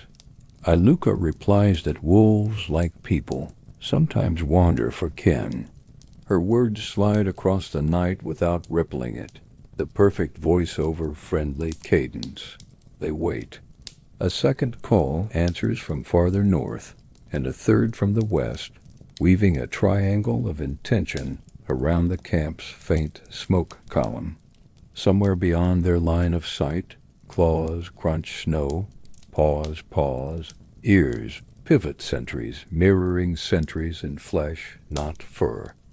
Iluka draws a slow breath and blows it past pursed lips, mimicking the broken yips of a juvenile wolf. The sound floats, barely louder than a sigh, yet it pricks the invisible triangle. Corin glimpses movement at treeline. A low silhouette, fur silvered by starlight, trotting with the easy lope of confidence. It stops within 20 spear lengths, head high, amber eyes reflecting the hearth glow like twin embers set in shadow. More shapes materialize, 3, maybe 4, yet they hang back, letting the lone scout advance. No hackles rise, no teeth flash. Instead, the lead wolf lowers its muzzle to nose a scuffed patch of snow, sniffing the ghost of mammoth fat that had dripped from a sled track hours before. Hunger has coaxed courage. Caution braids every move. Iluka pulls from her pouch a rib sliver stripped of meat, holds it aloft long enough for scent to ride the breeze, then places it gently on the crust between them. For 5 heartbeats, nothing happens. Then the wolf edges forward. 1 step, pause, 2 steps, pause. Each placement presses a neat oval print, the claws leaving delicate commas at the tips, punctuation in the shared text of survival. At last, nose meets bone. The animal lifts the rib, turns its muzzle sideways like a flute, and backs away. There is no growl, no spark of aggression, only a low, throat-felt whine that sounds almost grateful. Wolves are not dogs yet, but the loom that will someday weave that bond clicks 1 notch forward under this violet sky. The pack melts into shadows, the snow swallowing pawfall, like a blanket welcoming a child. Iluka and Corin exhale in unison, shoulders unclenching, and in that breath exchange lies a lesson the clan will pass on. Generosity can shift predator into partner, fear into fellowship. Back in camp, watchers rotate. Iluka's report is delivered in hand signs by the central hearth so soft that flames themselves strain to listen. Wolf Scout, no threat accepted offering. The storyteller Yara, half awake in her furs, smiles a tired smile, and hums a fragment of the ancient verse that claims wolves taught humans the cadence of the hunt. She will expand on that tomorrow, weaving tonight's encounter into the ever-lengthening braid of lore. For now, though mothers adjust sleeping babes, a father lowers his shoulders and slides deeper under hides, and Corin pulse steadier, pride glowing returns to the mound for second watch. Those tuned in abroad may sense the camp's collective exhale, each participant a cell in one great lung, drawing serenity from the frosted air. The calming effect is contagious. Even the most restless listener can ride that exhale into slower rhythms of their own. Hours drift like ice flows. The moon climbs, a thin silver tusk above the horizon, casting long spears of shadow between domes. Corin walks the perimeter, breath puffing rhythmic as a metronome. He pictures the wolves now bedded under a spruce canopy, bellies warmed by marrow, and the whiskey-sweet scent of sage that clung to the rib. He wonders drowsily whether they dream, and if so, whether the dreams have color. Scientific minds centuries later will ponder canine REM patterns, but Corin's speculation is gentler, dreamlike in itself. He touches the polished bone whistle at his neck, carved with wolf-eye spirals, and lets its cool curve remind him that vigilance is not only sword-tense readiness. It is also lullaby, watching the night, so others may roam the meadows of dream unafraid. Toward pre-dawn, a faint snow begins to fall, tiny prisms that catch the residual aurora and drift like slow confetti.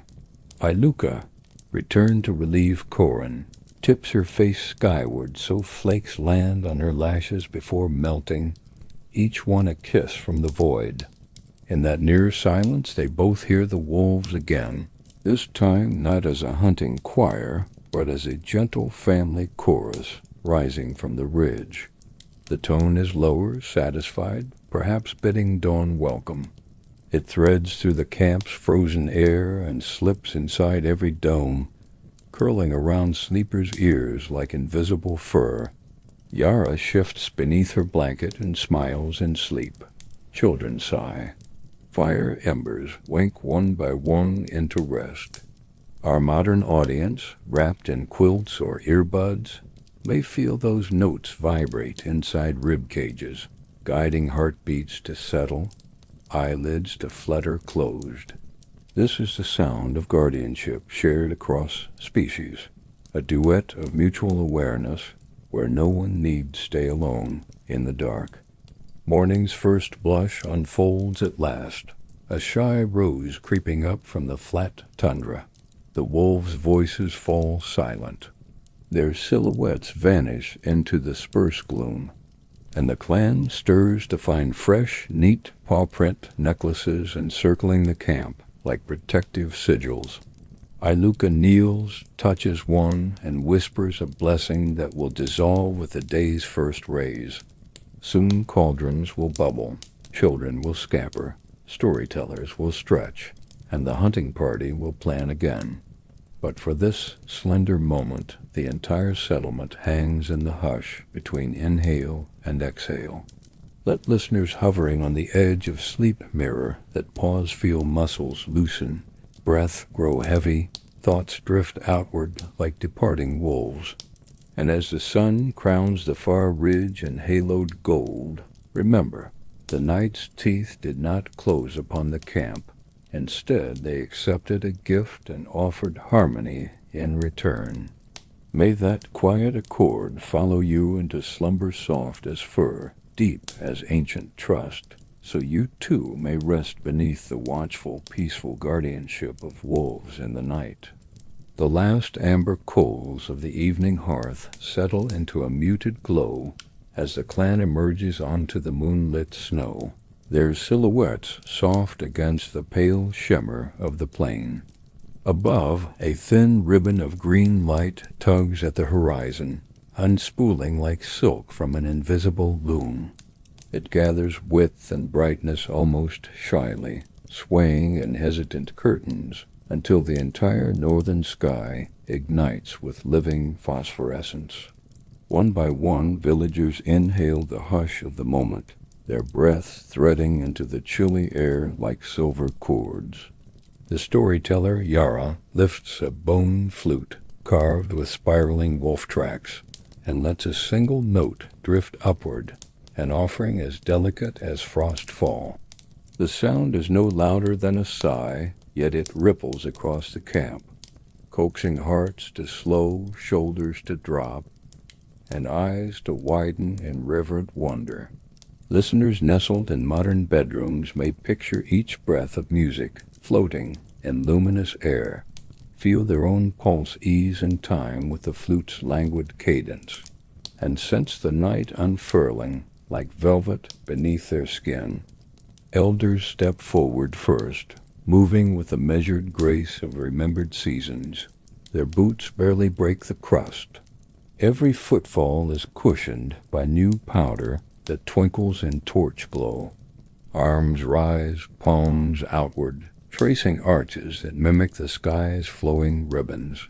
The dance is older than the clan itself, ancient choreography passed down from ancestors who believed the aurora was the spirit of the world dreaming. Each slow gesture marks a stanza of silent prayer, gratitude for the mammoth calf whose marrow still warms their bellies, respect for the wolves whose pact protects their dreams, hope that the snow shelters will hold through storms yet unseen. Around them children form a ring, their fur-lined hoods bobbing like small moons as they sway in playful imitation of their elders. They giggle but softly, aware that sacred space can be joyful without being loud. Those listening far away can almost hear that gentle laughter brushing the dark like tiny chimes, comforting, unforced, soothing as the rustle of quilt edges. As flute tones curl into the air, drummers claim their places at the circle's edge. Their drums are wide mammoth scapula, stretched with cured hide, painted with ochre spirals that echo the very shapes pulsing across the heavens.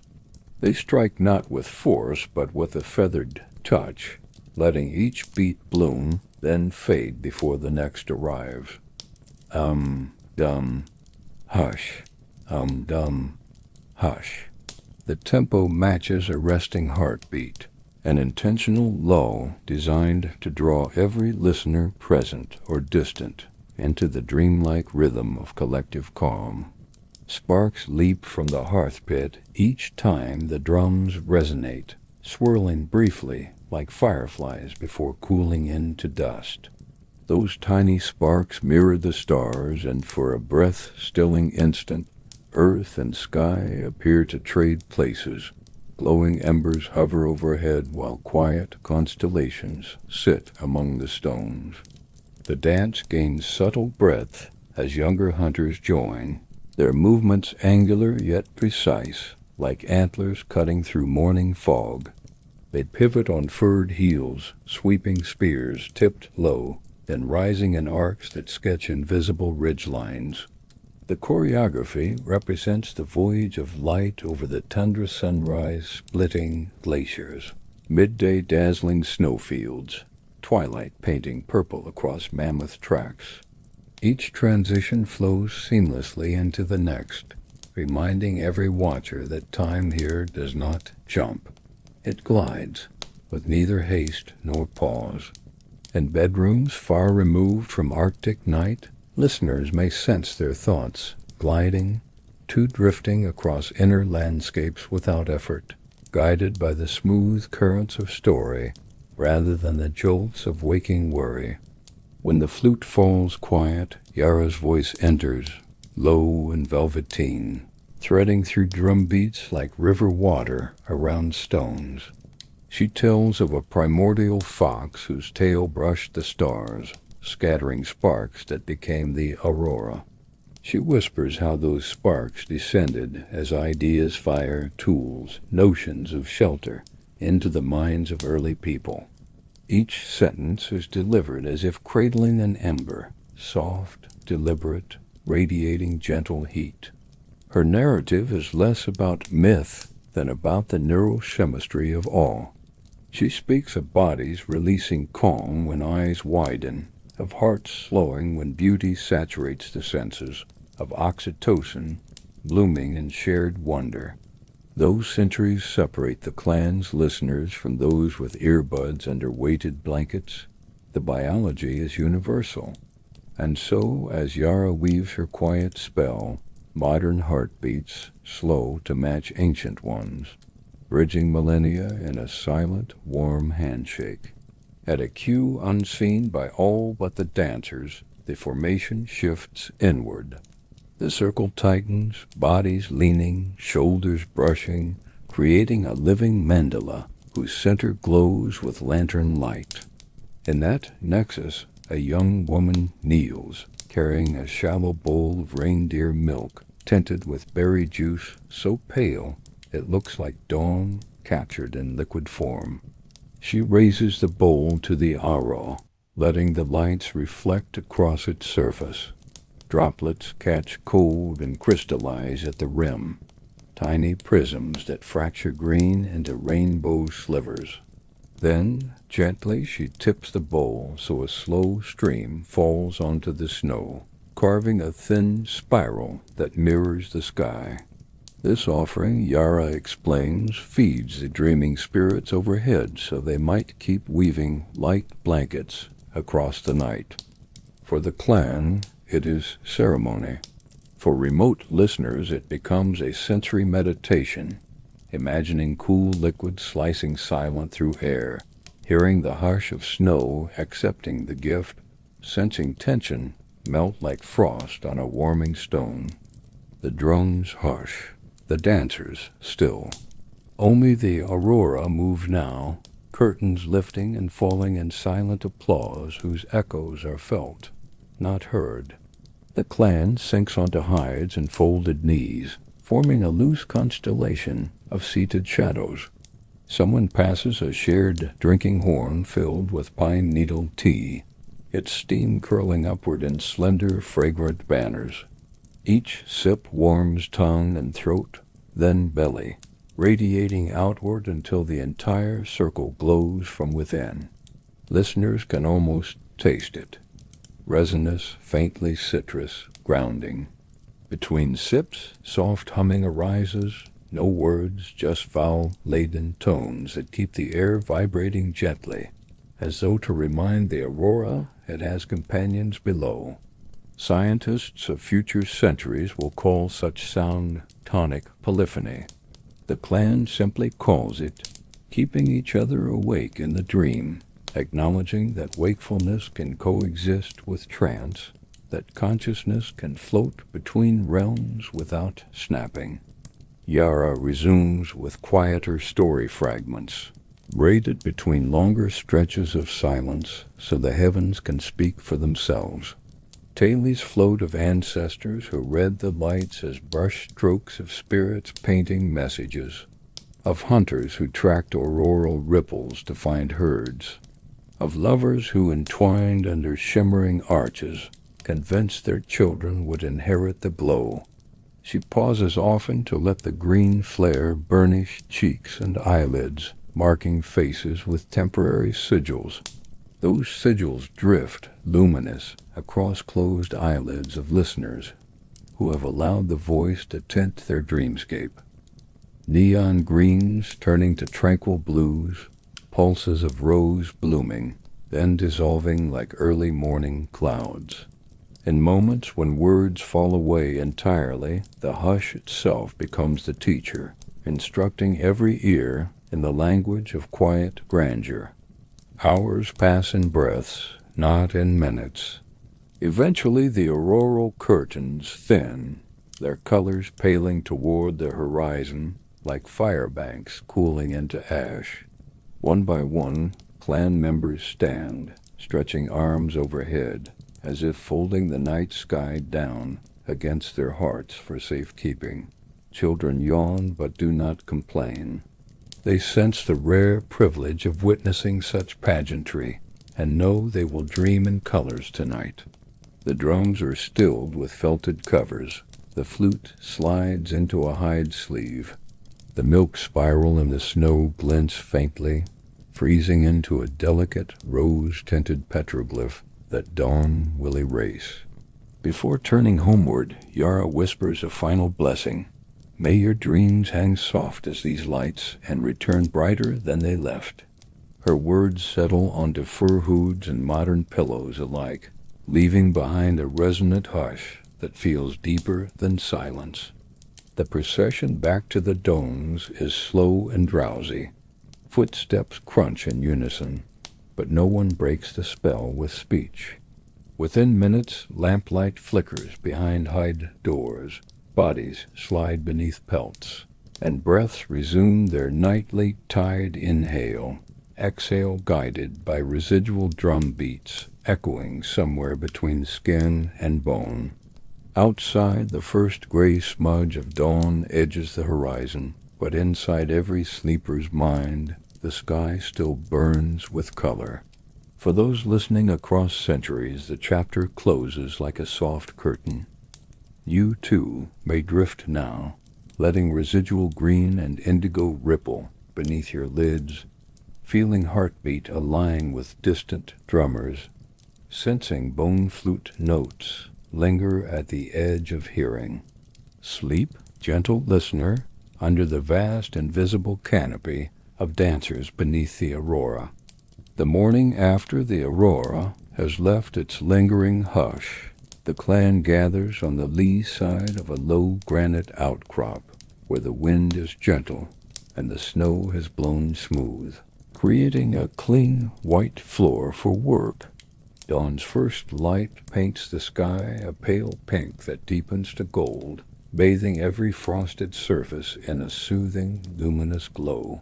Here the flint knapper's realm comes alive, and today the entire settlement will listen, learn, and let the rhythm of stone guide their breathing.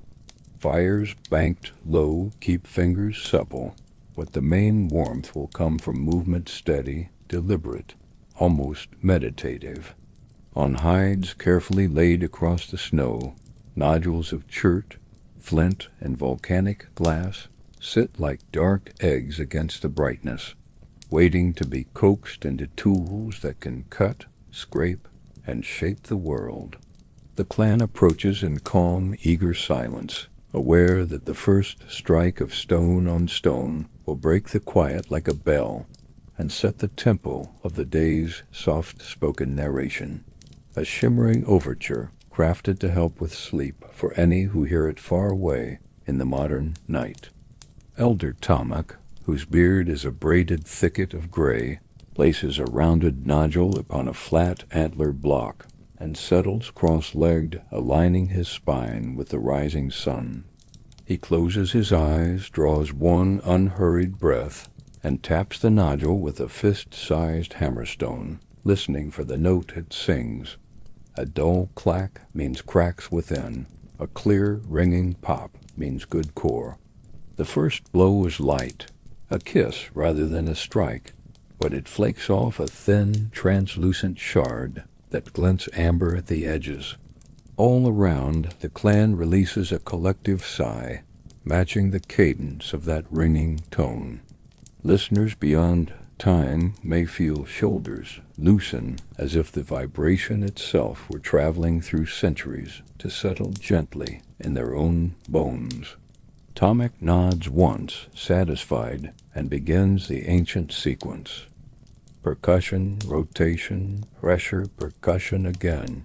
Each motion precise enough to be surgical, yet slow enough to lull the observing heart. The chips scatter like tiny petals, landing with faint whispers on hides, leaving behind a core that glows faintly orange in the sun, edges sharper than any claw. As the elder works, apprentices form a semicircle, their gloved hands rested lightly on knees, so the body stays grounded but relaxed. He invites them to take turns, and one by one they shuffle forward, cradling their own nodules as if delivering fragile birds. First is Larka, a young woman whose fingers tremble at the thought of wasting precious stone. Tomek guides her grip, thumb along one ridge, forefinger bracing the opposite side, palm cradling the weight. He demonstrates how to exhale slowly before each strike so the impulse carries no tension. The breath is the real tool, he says, and the stone merely follows. Larka inhales, then lets the air slip free in one long ribbon. and the hammerstone arcs downward, chipping off a perfect bladelet no thicker than a sparrow's feather. A soft chorus of approval rises, no cheering, only that gentle collective hum that swells like distant surf and ebbs before it can startle. In bedroom darkness, the hum becomes a resonant lull, a sleep aid disguised as applause, encouraging eyelids to drift lower. Soon another rhythm joins the percussion, the scrape of antlered tine against flint as edges are pressure-flaked into serrated teeth. This sound is higher, like a cricket in summer grass, delicate yet steady. It overlays the deeper knocks in a tranquil counterpoint, transforming the entire workspace into a low-tempo orchestra. The clan has always called the combined resonance stone that sings, for each chip and scrape feels less like labor and more like music, coaxed from the earth itself. Stories whisper that spirits dwell within the rock, releasing their voices only when freed by patient hands. Tomac believes the tale in part because it keeps the apprentices humble, but mostly because he has felt the vibration in his ribs, an invisible echo that seems to slow his pulse to a peaceful crawl. Listeners, too, might sense a sympathetic thrum in their chests, as though the resonance of distant chirp were massaging their own heartbeat into gentler rhythms. Between work sessions, Tomac pauses to share knowledge, always in that low, even cadence designed for absorption rather than excitement. He explains Hertzian cones, the ripples of force that radiate inside the stone when struck, and compares them to the ripples one sees when a pebble drops into still water. The apprentices imagine frozen lakes, watch the ripples in memory, and better understand how energy flows through flint. He speaks of selecting hammerstones, river cobbles with enough hardness to drive fractures but enough elasticity to avoid crushing the core. He touches on safety, how a shard can leap like lightning, yet frames it in calm respect rather than fear. Every sentence floats, unhurried, in the frosty air, weaving a tapestry of soft-spoken narration that both educates and soothes. Even modern ears might feel knowledge settling like warm sand, filling the spaces between muscles, so tension drains away almost unnoticed. Mid-morning sun rises to its zenith, and tea brewed from pine needles passes from hand to hand, warming bellies and thawing fingertips.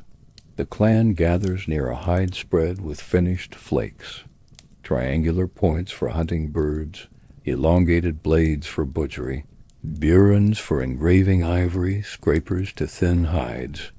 Each tool catches light along its edge, a tiny spark that seems to freeze mid-flash before winking out in shadow. Tomac lifts one blade and places it against his forearm hair. With a comically gentle stroke, strands slice clean away, proof of sharpness no predator's tooth could surpass. The children gasp, covering mouths, then break into giggles quickly muffled beneath mittens. The sound of their laughter ripples through the group, but even joy is soft here, cushioned like flakes landing on snow, ensuring the calming atmosphere remains unbroken for restless minds far away who seek help with sleep. Work resumes with hide master Senka, who demonstrates hafting. She selects a birch shaft, cleans a groove with an obsidian burin, and presses warm spruce resin into the channel. The scent the forest in summer form rises like incense, mingling with the crisp tang of snow. She sets a microlith into the groove, wraps sinew in tight spirals, and hums a rhythmic line to keep her hands steady.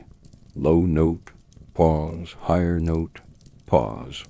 By the time the sinew cools, the blade is locked firm, the spear ready to ripple through air like a silent promise. Senka hands the spear to Corin, reminding him that a tool carries the memory of every hand that shaped it. Treat it with reverence, and it will lend strength when sinew grows weak.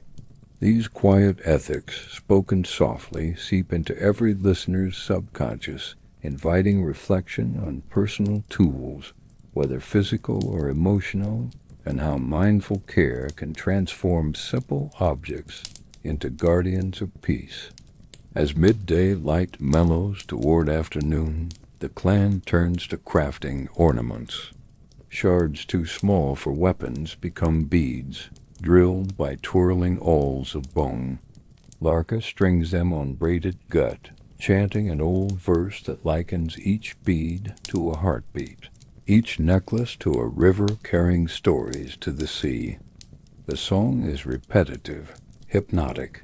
Her alto threads through steady scraping until it feels like a slow river itself, meandering through the listener's mind, carrying away debris of overthinking. The beads click softly as they slide along gut, a gentle metronome marking time.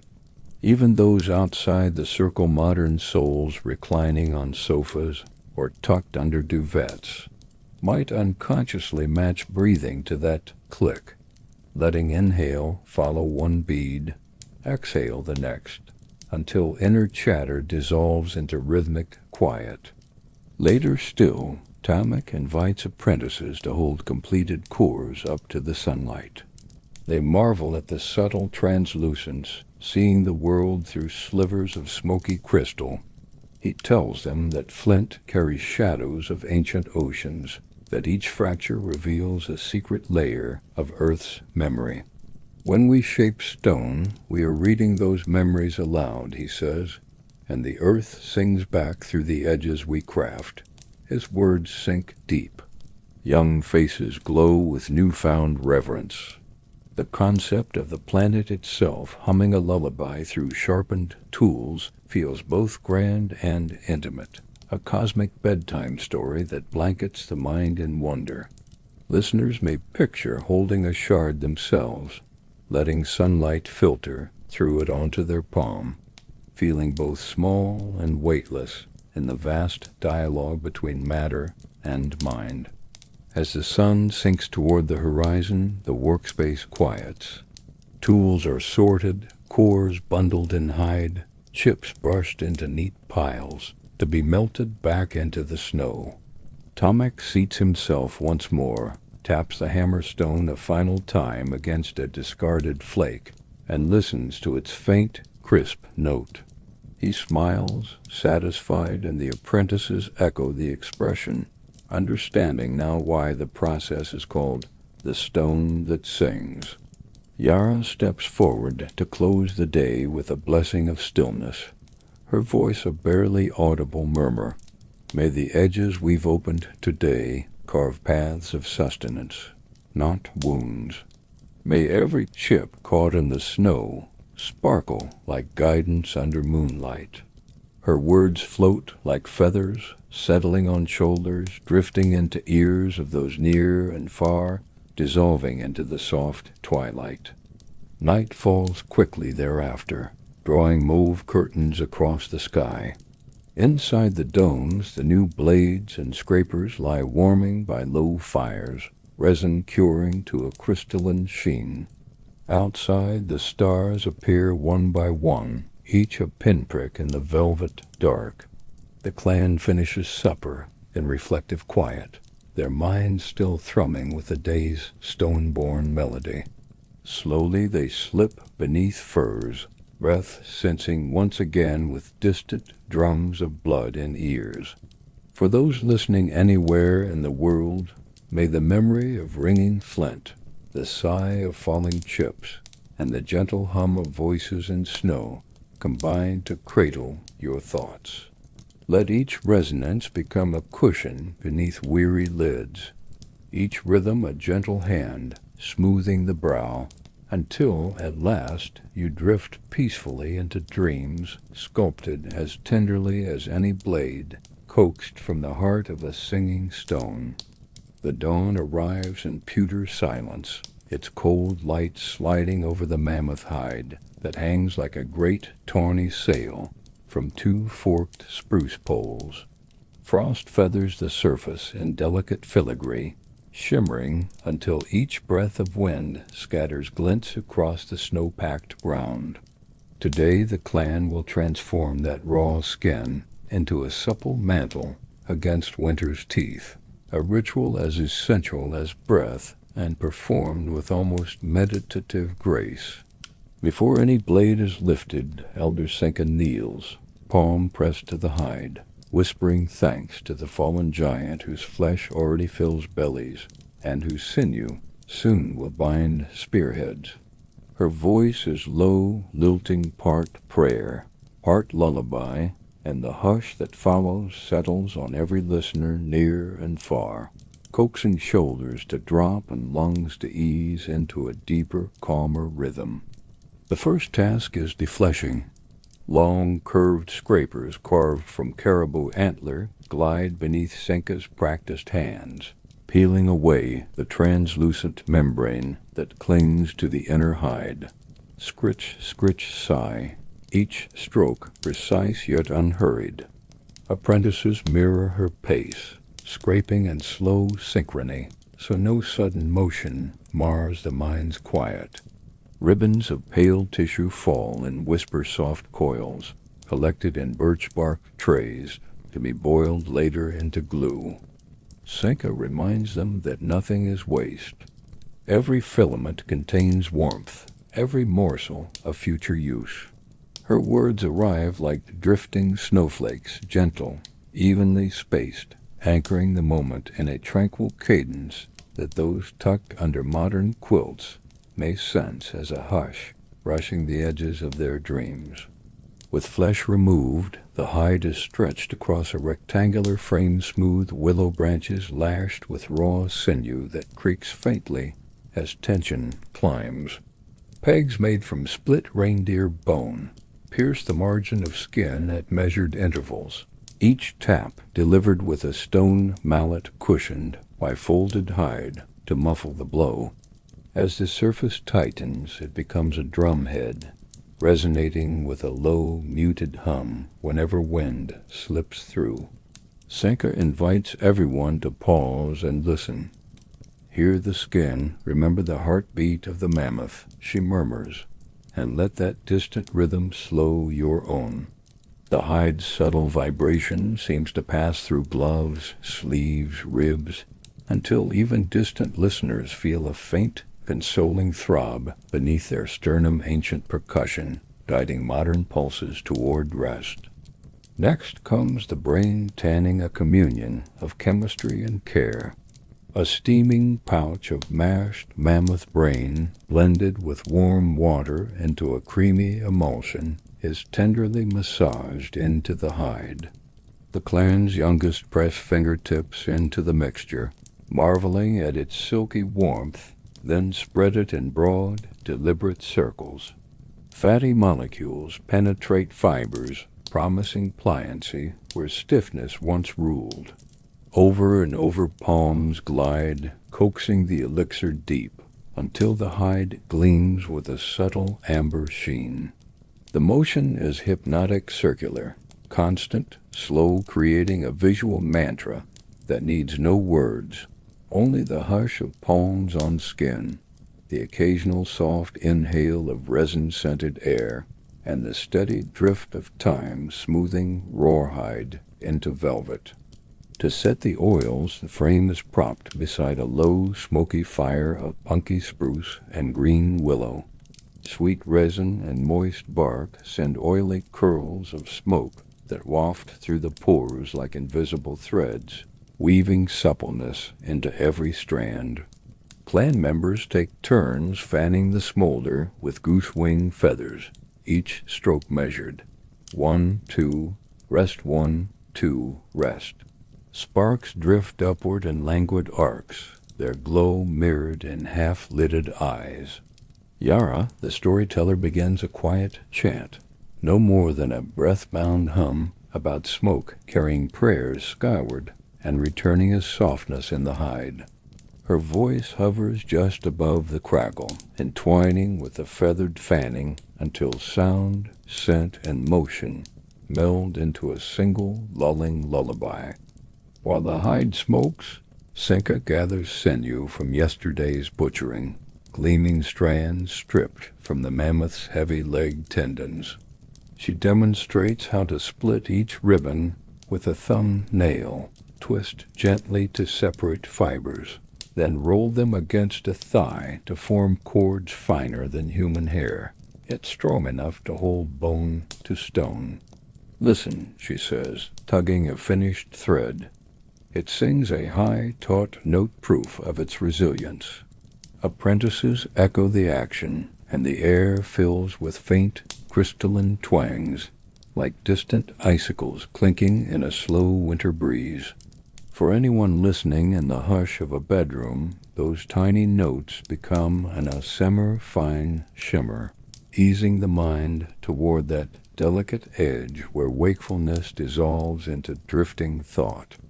Late afternoon finds the clan inside the largest dome, where lamplight turns snow walls to honeyed amber. The finished hide, now soft as fawn's ears, is draped across a snow bench. Patterns, curved back panels, tapered sleeves, and ample hood have been etched onto bone templates over years of refinement. Using obsidian blades no larger than a sparrow's beak, Senka guides apprentices in tracing each outline. The cut edges part with hardly a sound, leaving crisp lines that fall together like puzzle pieces. They lay fur patches wolf for shoulders, fox for cuffs along seams, visualizing finished parkas that will cradle bodies in storms yet unborn. All conversation remains low, words unhurried, as though every syllable risks sending a ripple through the serene pool of concentration. Sewing begins with curved bone needles honed to glimmering points. Each is threaded with sinew, the end moistened between lips until it grips the eye, an intimate gesture linking body to garment long before it is worn. Needles dip and rise, in a rhythm older than memory, in through pull, in through pull. Every now and then a stitcher pauses, running fingers along the growing seam, feeling for uniform tension the way a harpist checks string pitch. The collective whisper of sinew sliding through skin becomes a seamless susurration, like reeds rustling at river's edge. It is a sound that calms by its constancy, inviting modern listeners to let thoughts slip into that same steady flow-guided, repetitive, safe. As dusk folds over the tundra, the first parka takes shape, a patchwork of tawny mammoth, silver-tipped wolf, and russet fox, its interior lined with spun hair fleece. Senka lifts it, turning the garment so lamplight caresses every seam, every careful dart, every hidden knot. She invites Koran to slip it over his shoulders.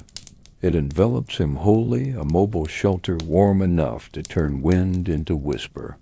He closes his eyes, inhales the mingled scents of smoke, resin, and animal musk, and exhales a single, long breath of contentment. That exhale seems to spread through the dome, echoed by each witness, echoing perhaps even through walls of modern apartments, where earbuds deliver this scene, a shared sigh of completion, a readiness for whatever storms may prowl the horizon. Night fully claimed, the clan stores needles in antler sheaths, folds leftover hide for future mittens, and coils sinew in tidy loops beside the hearth. Supper-thin slices of smoked mammoth seasoned with pine ash passes quietly from hand to hand.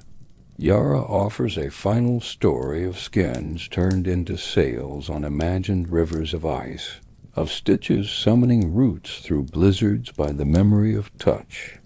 Her voice dwindles to a hum as eyes grow heavy, and soon only the low crackle of the lamp remains, its glow steady as a pulse.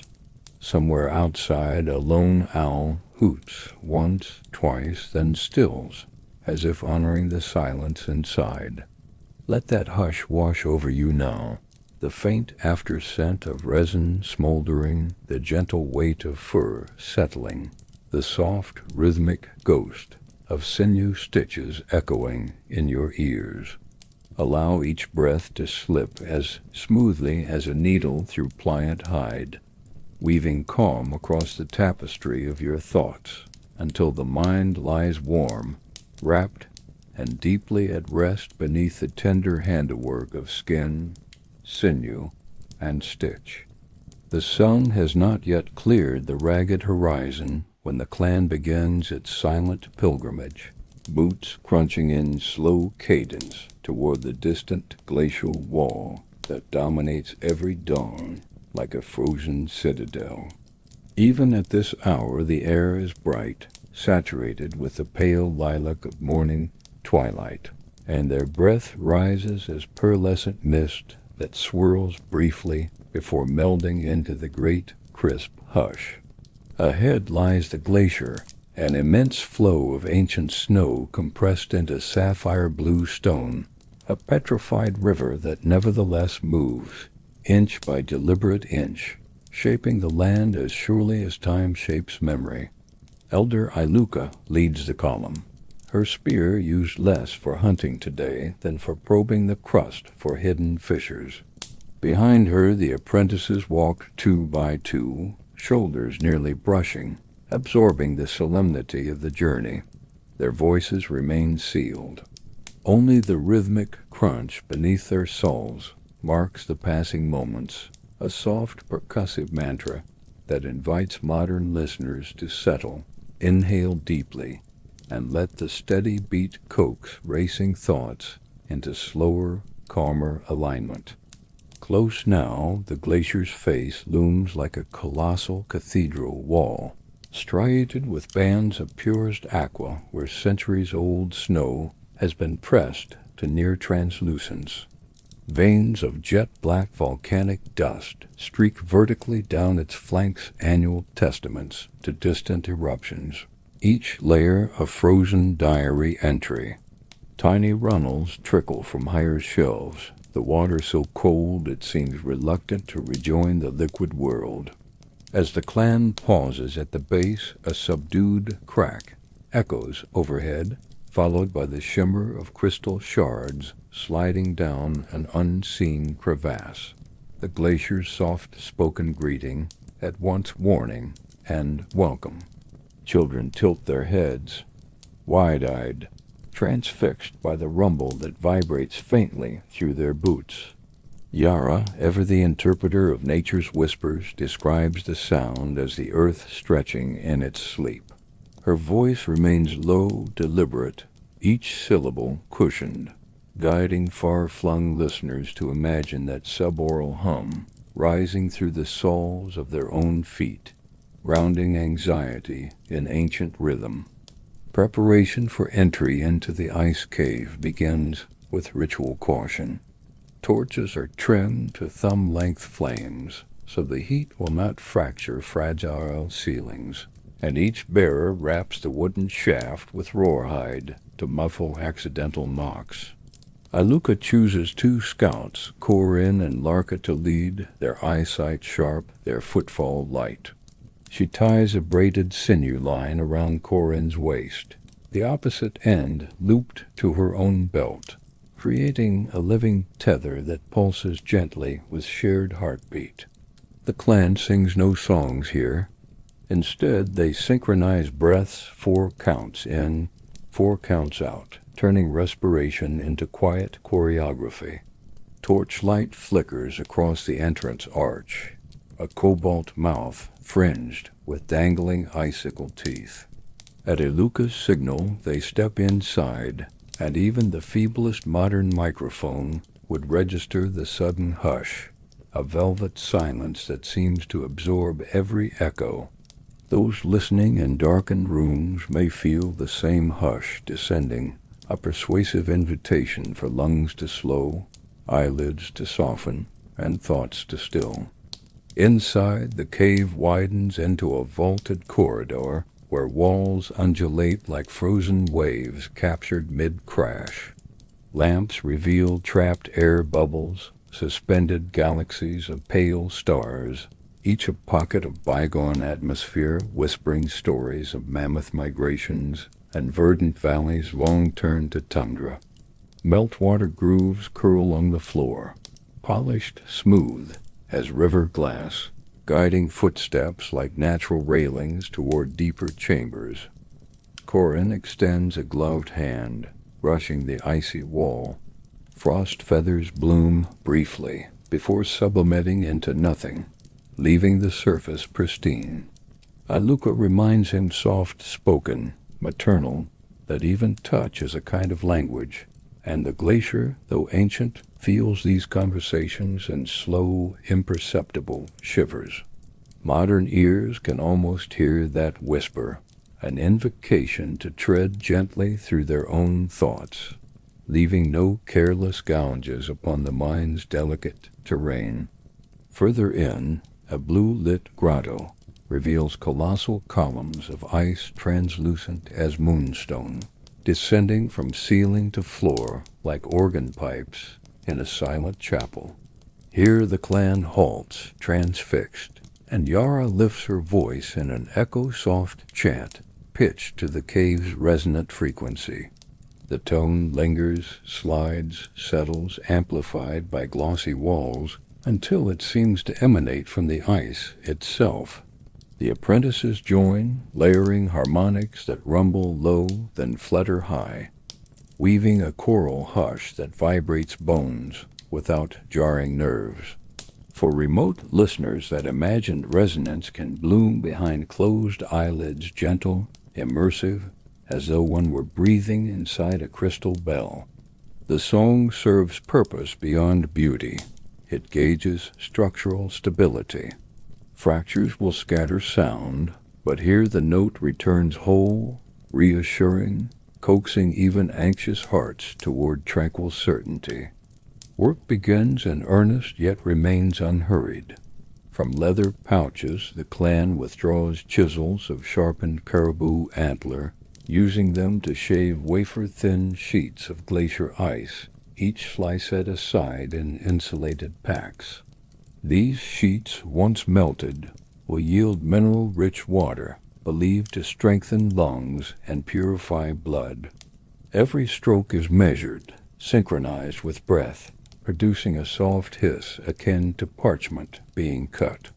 Chips skitter across the polished floor, tinkling like distant chimes before fusing back into the mother wall nature's seamless suture.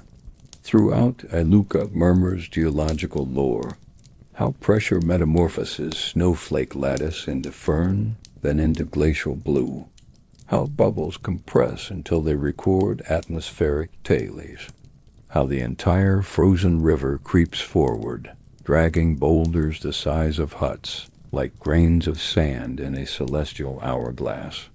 Her narration flows slowly, each fact cushioned in analogy, turning science into bedside story time that lulls rather than lectures. Rest follows labor.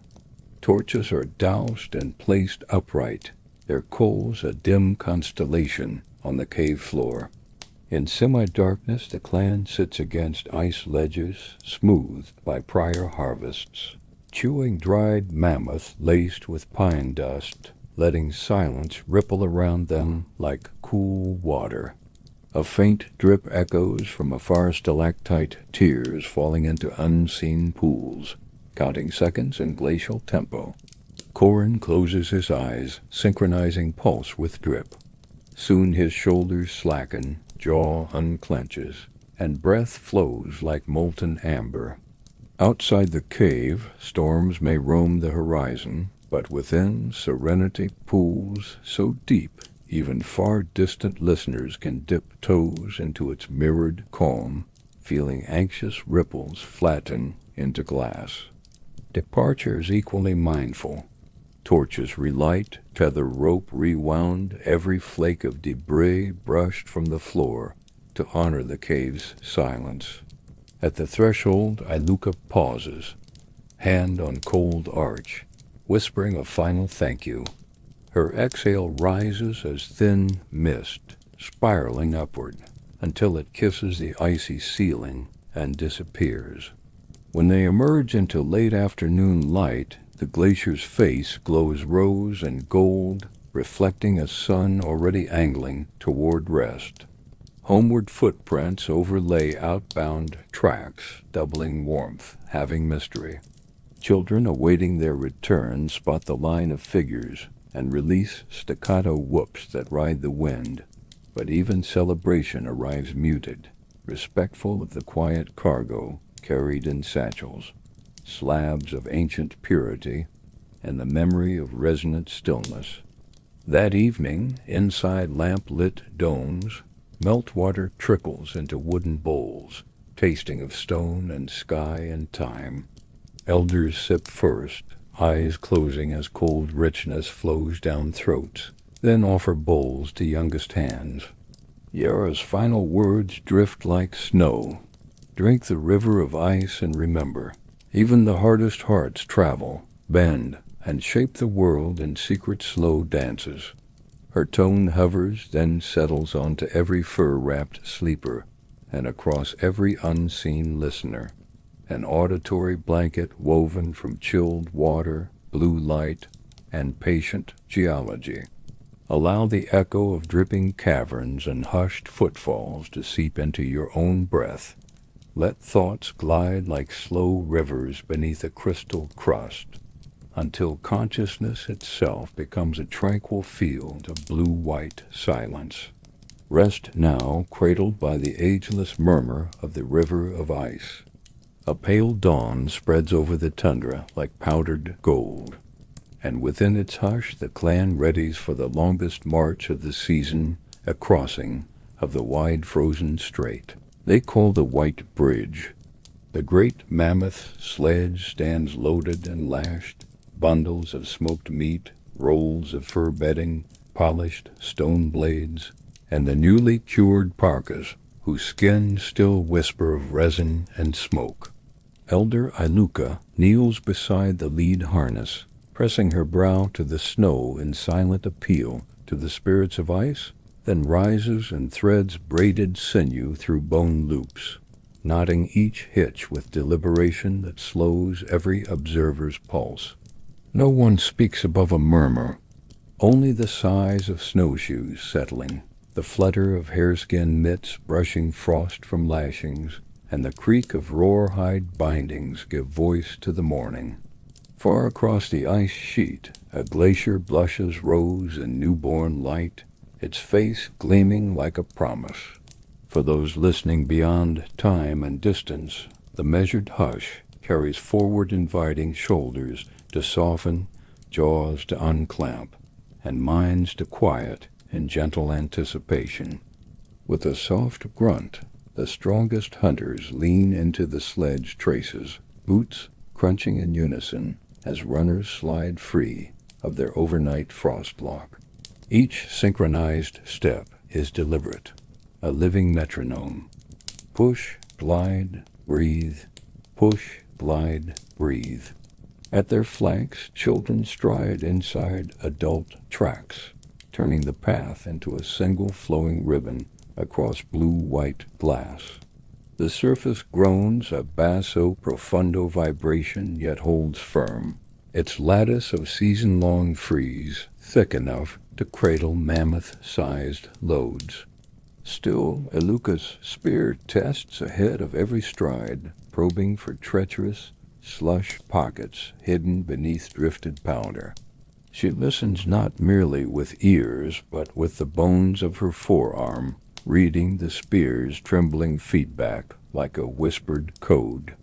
That patience transmits to all, and even listeners curled beneath modern quilts can sense heartbeats aligning with those prudent footfalls, each thump settling into tranquil cadence. Mid-morning sun lifts, spilling liquid amber across the ice plain. Sparkling facets erupt where wind-scoured crystals tilt just right, and the strait transforms into an infinite mirror, reflecting sky, cloud, and caravan alike. The clan becomes a gliding constellation, their fur pressures mirrored beneath like dark comets trailing vapor tails. From this doubled world rises an almost palpable stillness.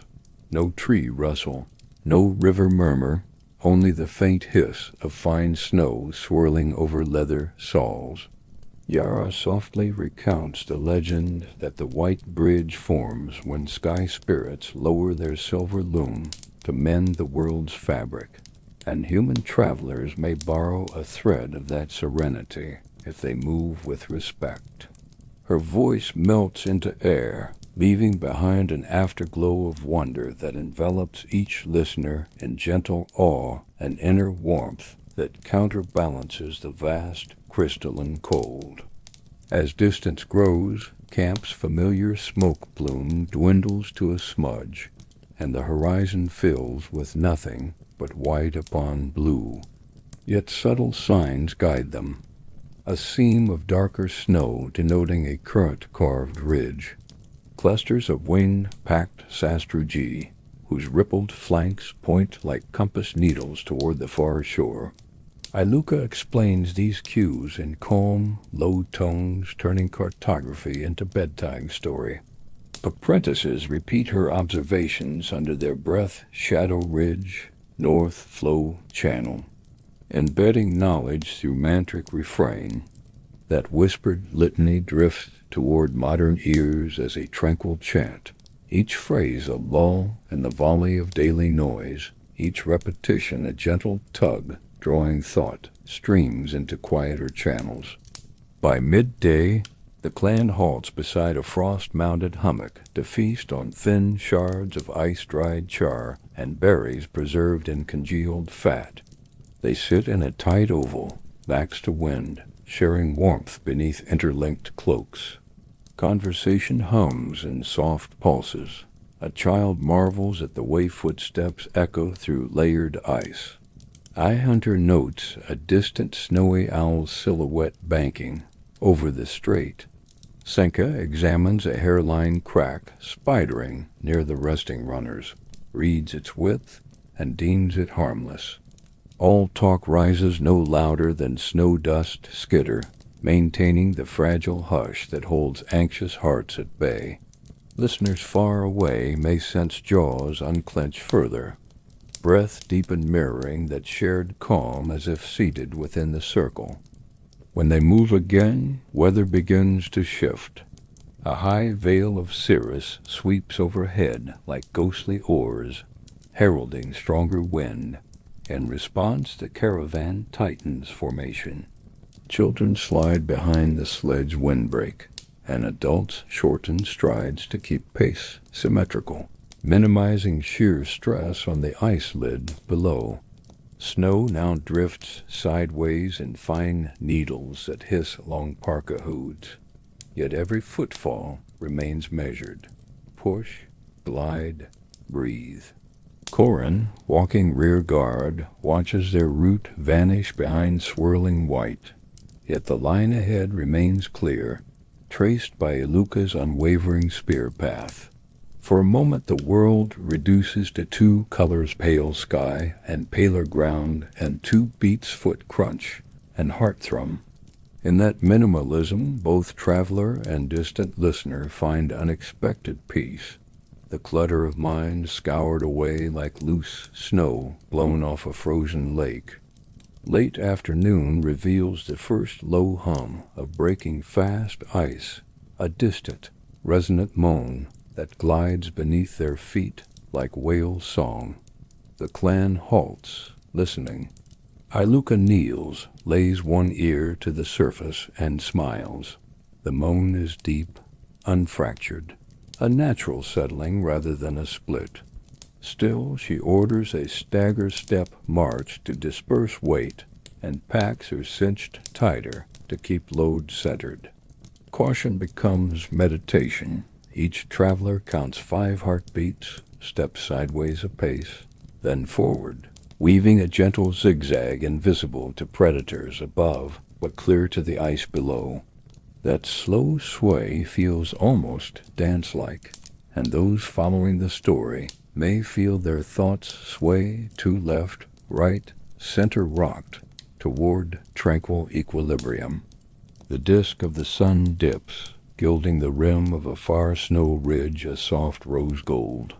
Shadows lengthen, and at their feet an optical trick blooms. Sun-dogs, twin phantom suns, ignite on either side of the real orb, refracted through drifting diamond dust. The clan pauses in collective gasp, gazing at this triple star as if granted audience with celestial guardians. Yara breaks the hush to recite an elder verse. When three suns ride, safe path abides. The aphorism settles like a reassuring hand on every shoulder, near and distant. Even through earbuds, the imagery warms. Picture three suns cradling travelers upon an endless white road, promising safety as night creeps closer. Dusk deepens into amethyst, yet the far shore finally gains substance. A dark ribbon of willows fringing low bluffs, smoke spiraling from a seasonal hunting camp. The sledge runners hiss one last glide before scraping snow-crested gravel. Children dart ahead, laughing at the sudden give of earth beneath boots. Adults unlash loads, forming a crimson-stained processing ring where tomorrow they'll flint seal and white fish. For now, though, their first act on solid ground is gratitude. Iluka plants her spear upright, ties to it 3 strands of wolf hair, and bows. The clan follows suit palms pressed to ice, breath offered upward.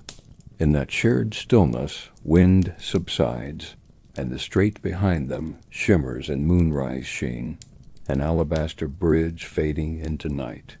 Shelters unfurl hide tents anchored with bone pegs, and lamps bloom. Steam coils from stew pots, blending with the faint aurora just kindling overhead. As they eat, Yara recounts the day in unhurried cadence, each scene ripened by memory's warmth. The mirrored march, the crack's gentle song, sun-dogs guiding home. Listeners nestled far away can feel accompaniment in every sip of broth, every low hum of agreement. Bellies now full, the clan drifts toward fur pallets arranged beneath lamps' soft glow. Lids heavy, they surrender to sleep content, trusting the white bridge to seal behind them until spring returns. Let those images cradle you as well. A vast frozen mirror under endless sky, footsteps measured and sure, a horizon blooming into welcome fire. Breathe with that memory push, glide, breathe, and slip softly into slumber, borne across your own silent bridge of dreams. Night settles upon the temporary Willow Bluff camp just as the last ember of twilight fades into violet hush, and an expectant stillness ripples through the clan. The long march across the white bridge is already slipping into memory, its mirrored expanse replaced by the close, intimate glow of hide lamps and the yeasty scent of stew cooling in wooden bowls. In the center of the clearing, the shaman, Aluk, has prepared a low hearth encircled by river stones warmed earlier in seal oil flames. Each stone gleams like polished moonlight, and a ring of powdered red ochre outlines the fire's perimeter, sealing it as sacred ground. Tonight will be a dreaming night, an expedition inward to ask guidance from spirit herds and sky rivers before the clan pushes farther into the untracked tundra. The children sense the change in atmosphere and move with whispered excitement, but even their smallest giggles dampen to a respectful hush, woven into the collective calming hush that will soon guide every listener, near and distant, toward an easier breath and softer heartbeat. Aluk kneels at the hearth and adds fist-sized puffs of dried sage spruce tips and Arctic wormwood to the embers. The herbs hiss, then unfurl a slow, spiraling smoke whose fragrance is sharp yet sweet, carrying notes of pine resin, faint citrus, and a ghost of summer meadows long buried beneath snow. One by one, clan members take their place around the circle, settling onto folded furs with backs straight and hands resting palm up on knees. No one will sleep yet, but none will remain fully awake either. This is a rite of suspended wakefulness, perfect for soft-spoken narration designed to lull anxious minds. As smoke thickens, it blurs the edges of torchlight, so the entire world seems painted with a feathered brush, each glow haloed in silver. Modern listeners can imagine that aromatic curl drifting into their own rooms, cleansing static chatter from thoughts, smoothing tension like fingers stroking fresh tanned hide. The shaman's regalia is simple but resonant. A cloak of snowy owl feathers stitched along the shoulders, beads of river-smoothed quartz strung at his brow, and a small hand drum whose frame is carved from driftwood puckered glossy by tides. He raises the drum with measured grace, pauses, and then strikes it with a padded beater. Dumb, the note is low, rounded, without rattle. Again he strikes, slightly faster, until a pulse emerges grounded, steady, mirroring the clan's resting heartbeat. The drum beat will be the paddle that rows consciousness down the dream river. His voice enters over the rhythm in a hushed monotone, syllables stretched like taffy. We travel not with feet tonight, but with breath. We follow the smoke where footsteps falter. Those words, drenched in amber quiet, glide through the circle and beyond, reaching our remote audience as a soft invitation to treat the next hour as a sleep aid, a guided float downstream where nothing jostles, nothing jars. Aluk sprinkles powdered charcoal into the flames, and sparks leap upward, scattering like fire-small stars before winking out against the night. He motions for the first row elders and hunters to inhale the scented smoke 3 times, deep and slow. On the third exhale they close their eyes, mouths slightly parted, and allow shoulders to melt toward the spine. He signals the next row apprentices and mothers cradling infants to follow suit. Then the outer arc of children. Soon every chest rises in unison, a gentle tide of lungs drawing hush in, releasing hush out. The shaman's drumbeat slows 1 fraction, then another, guiding each inhale to lengthen by a heartbeat, each exhale to empty completely. If you are curled beneath blankets miles and centuries away, you might notice your own breath unconsciously matching that pace. A humble proof that intention can bridge all distances to help with sleep. When the collective breathing has settled, Aluk begins the chant, proper 5 musical tones descending like steps cut into glacier ice. High, lower, lower still, then rising softly, before landing at a midpoint hum. The language is proto-clan, almost wordless, a series of melodic syllables, carrying the shapes of animals and rivers more than literal meanings. On each downward tone, listeners visualize weight sinking through snow into firm ground. On each rise, consciousness floats like a warm spark riding the smoke column.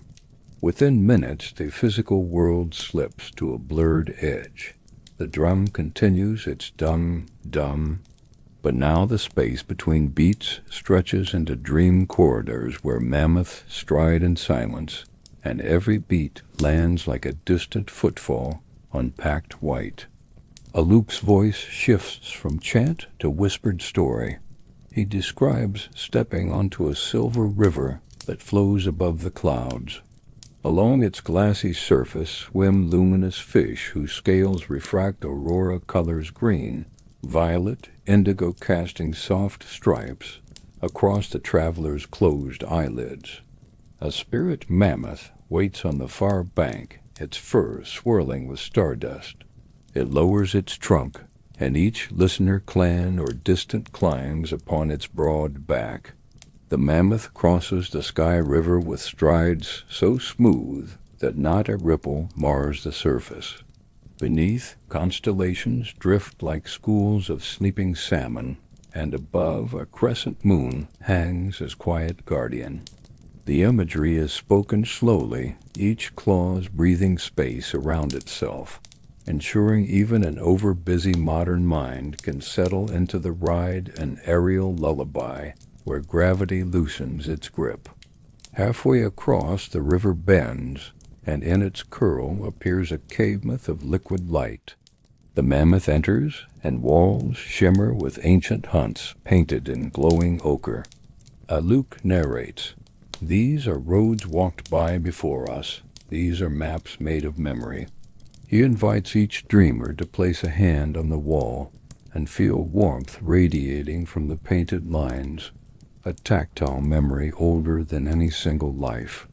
In the hush of the real camp, bodies sway almost imperceptibly. Hands twitch against fur, mirroring that imagined touch. The drumbeat slows again, dumb stretching silence wide enough to cradle the entire audience in word-soft darkness. Anxiety, like snow dust and bright wind, settles out of the air and lies still. The vision shifts as the mammoth exits the tunnel into a twilight plain where dawn and dusk share the sky. There a herd of luminous caribou graze on ethereal lichen, and from their antlers hang tiny bells chiming in windless quiet. Each chime corresponds to a worry left behind on the white bridge. Fear of thin ice, hunger's gnaw, the memory of throbbing legs. As the caribou shake their heads, those bells drop, landing soundlessly on moss and shattering into motes of blue light that drift upward and vanish. Aluk whispers, "Let each bell release a burden." Clan members visibly exhale, shoulders slump, brows unknit. For remote listeners, the whispered directive functions as subtle hypnosis, encouraging inner nerves to unclamp, letting personal bells fall unheard into the hush. At last, the spirit mammoth turns and lowers its trunk once more, depositing each dreamer back upon the snow lamp glow of the waking circle. Aluk's drumbeat returns to its original tempo, firm, but unhurried, gently coaxing consciousness to stitch itself together. Eyes flutter open. Some glisten with tears, some shine with quiet joy. The shaman sprinkles ice crystals onto the fire, sending a final plume of steam that hisses softly before fading. He speaks. "The river of sky says cross only when hearts beat slow, and the bells of burden ring themselves to silence." No one replies aloud. The message lands in the hush, seeping into sinew and memory like warm broth into empty belly. Furs are drawn tighter. Breaths remain slow. A lavender calm coats every wordless thought. The circle breaks, but the tranquility lingers as clan members slip into their tents 2 by 2, lamp flames dipped low to match newfound ease. Aluk remains by the embers, humming a final descending triad until even the coal's orange eyes close beneath newborn ash. Outside, a thin aurora ribbon shivers quietly above the willow bluff, pale and content. For those drifting to this tale from far-flung rooms, let that ribbon be your final bookmark. Imagine its slow pulse mirrored behind your eyelids, guiding you downriver into sleep. Feel breath glide like the spirit, mammoths stride steady, sure, and let every excess thought ring away, like a tin bell dropping into moss, soundless, spent.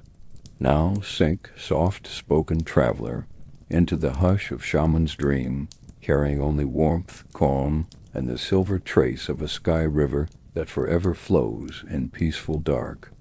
The moon is only a sliver when the clan descends into the limestone gorge, torches bobbing like sleepy fireflies as they follow the familiar ribbon of frost-laced footpaths to the cave mouth.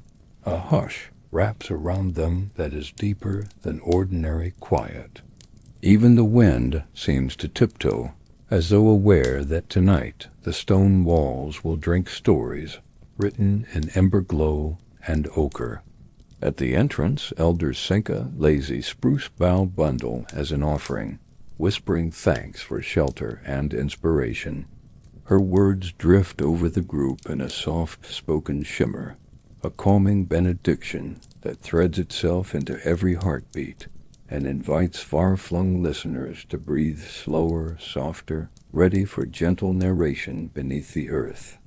Inside, the cavern widens into a vast, vaulted chamber where the air is cool but strangely alive, carrying the faint scent of charred pine, DMP clay, and something older than memory. Torches are wedged into crevices, their flames feathering across bulbous walls that glisten like wet seal skin. Shadows sway in time with the fire, painting living silhouettes of mammoth and wolf that seem to lope across the stone. The children gasp, yet the adults smile. They know this dance of darkness and light is the first canvas, the raw choreography that will guide every pigment stroke. For distant ears, the subtle crackle of resinous wood becomes a gentle sleep-aid lull, each pop a tiny punctuation mark that eases the mind into receptive stillness. The artists unwrap tight rolls of deerskin to reveal pouches of powdered ochre reds, rich as sunset coals, yellows bright as fresh willow leaves, blacks shimmered with ground charcoal, and rare white scraped from sun-bleached bone. Larka, her hands still stained from sinew sewing, mixes the first pigments. She drizzles stone melt water into a shallow bowl, sprinkles ochre, and drags a finger in slow spirals until a creamy slurry forms. The motion is hypnotic circle expanding, circle tightening an echo of the sky river dream that has lingered since last night's trance. Observers naturally mirror her rhythm. Shoulders roll, necks release, and even modern listeners may feel tension melting like pigment dissolving into water. Elder Tomek chooses the first wall, a curved alcove where soot has created a natural backdrop of dusky velvet. He presses a poundful of red against the surface, fingers splayed wide, then lifts away, leaving a vivid handprint haloed by brilliant crimson halo. One by one, clan members follow, small hands, large hands, hands missing fingers lost to frostbite. Each mark a declaration that they were here, breathing under this roof of stone. The sequence forms a gentle arc, a rising wave of humanity that climbs from ankle height to shoulder, then back to knee, like a heartbeat captured in mineral pulse. The simplicity of their gesture radiates reassurance. It promises that presence alone has worth, a message any uneasy soul can carry into dreams. Next come the animals. With a torch held low for raking light, Corin uses a willow bark brush to sketch the faint outline of a mammoth in burnt umber. He starts with the great curve of the back, a steady line drawn in a single breath, then swings into the sweeping tusk that curls like a crescent moon. Each stroke is deliberate yet fluid, the natural tremor of firelight, lending an illusion of movement-hide rippling, trunk swaying. Larka steps beside him to add stripes of shadow beneath the belly, smudging pigment with the heel of her hand until mass and muscle emerge. For onlookers, the silence feels sacred, threaded only by the hush of bristles against stone, a whisper so soft it could nestle safely within the quietest corners of a sleeper's mind. While larger forms take shape, children mix powdered bone white with bear fat, stirring until it shines pearlescent in torch glow. They dip slender reeds and flick tiny constellations of dots across the scene. Breath clouds rising from mammoth nostrils shimmer on distant snow, starlight draping the animal's silhouette. Each pinpoint lands with a barely audible tap, a snow-soft percussion that counts steady seconds. That gentle tapping can lull even restless night owls. It is the drip of cave water slowed into rhythm, a secret clock designed purely for peace. Senka kneels at a lower niche and begins her specialty running reindeer painted in negative space. She places a spate of pebble-rounded stones along the floor, then uses ground charcoal to darken the surrounding surface, leaving silhouettes of deer untouched. In torchlight, the blank shapes quiver, legs seeming to kick as flames flicker. She murmurs a chant about endless migration, step after step across seasons, across bridges of ice and time. The cadence of her voice glides like skis over fresh powder, low and even, guiding listeners toward the edge of dream. Each syllable lands lightly but lingers long enough to escort worry to the doorway and set it outside in the night. Hours slip past, uncounted, measured only by the retreat of torch stubs replaced with fresh ones, and by the gentle ache growing in shoulders of those who paint. When fatigue flickers, Yara brings hollow bird bones filled with rendered fat and berry mash. Artists sip the warm mixture. Children hum in contentment. The entire cavern seems to exhale a sigh of continuity, fuel in, art out, warmth within stone. The torchlight shift to deeper amber as resin thickens, and shadows lengthen into slow-moving rivers along the walls. Somewhere in the entrance tunnel, an errant breeze keens a single hollow note, like a flute lost among stalactites. The tone drifts through the chamber, mingling with soft breathing, settling lightly on listening ears as a cue to float deeper into relaxation. At last the central figure is complete, a hulking bull mammoth, flanked by running reindeer, overshadowed by ghostly wolf packs, and undergirded by a rolling sea of red palm prints. Iluka steps back, holding the final torch high. The flames lick upward and smoke curls along the fresco, giving the illusion that animals breathe, muscles ripple, snow flurries swirl. The entire wall becomes a living scroll, animated by light alone, a cinema of stone that needs no spoken plot. For those curled beneath blankets, the imagery arrives as gentle flickers behind closed eyelids, amber silhouettes drifting across an inner screen, soothing as embers dying to hush. The ceremony ends with quiet gratitude.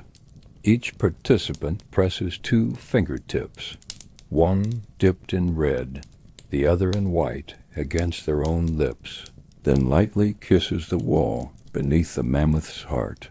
The gesture seals kinship between human and animal, artist and canvas, waking world and dream. Aluk intones a final blessing. May the shapes we birth here guide our feet home and our hearts to calm.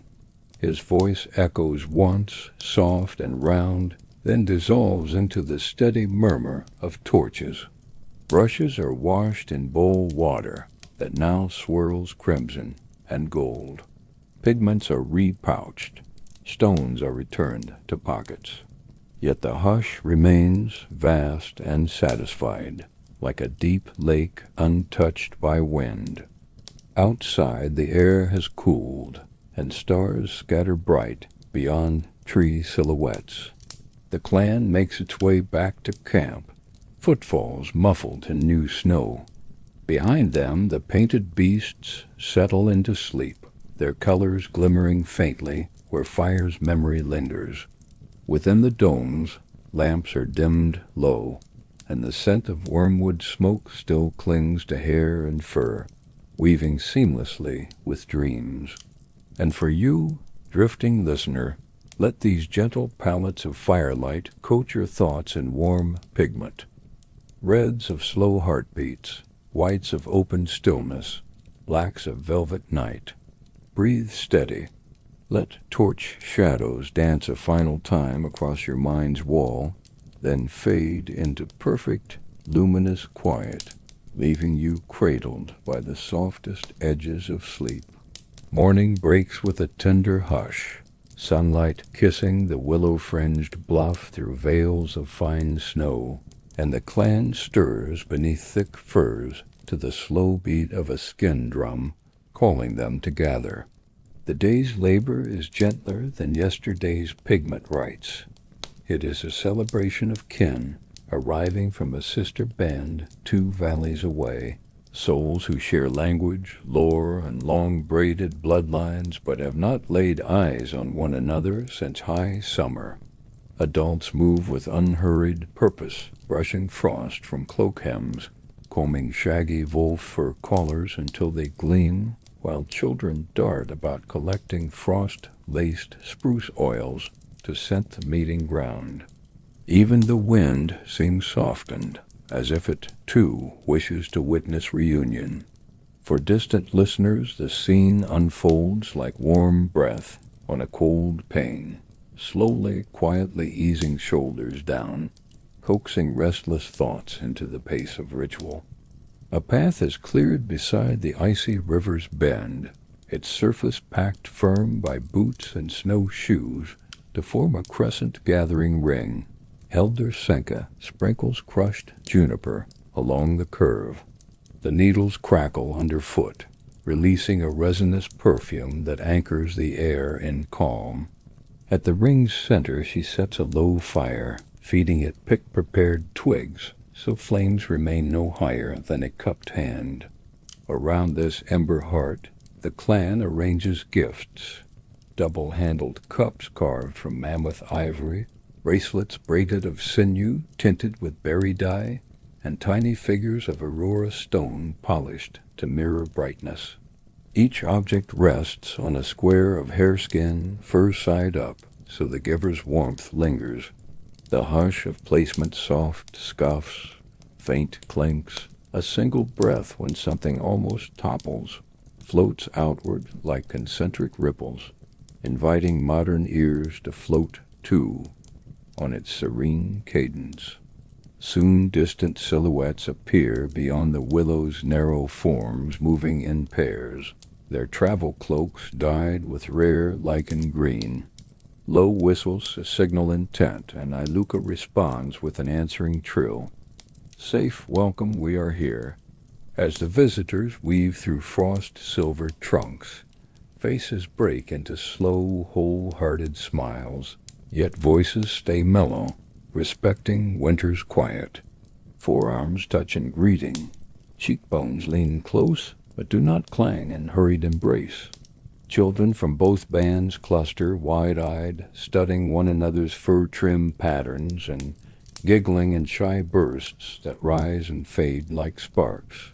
The adults exchange small tokens first, a sliver of red ochre here, a nugget of glacial quartz there, simple markers that say we see you, we remember.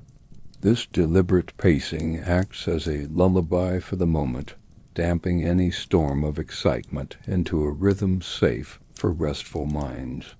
With greetings complete, storytelling begins. Each band's orator steps inside the crescent, palms open, while listeners settle cross-legged on hides, hedging the ring.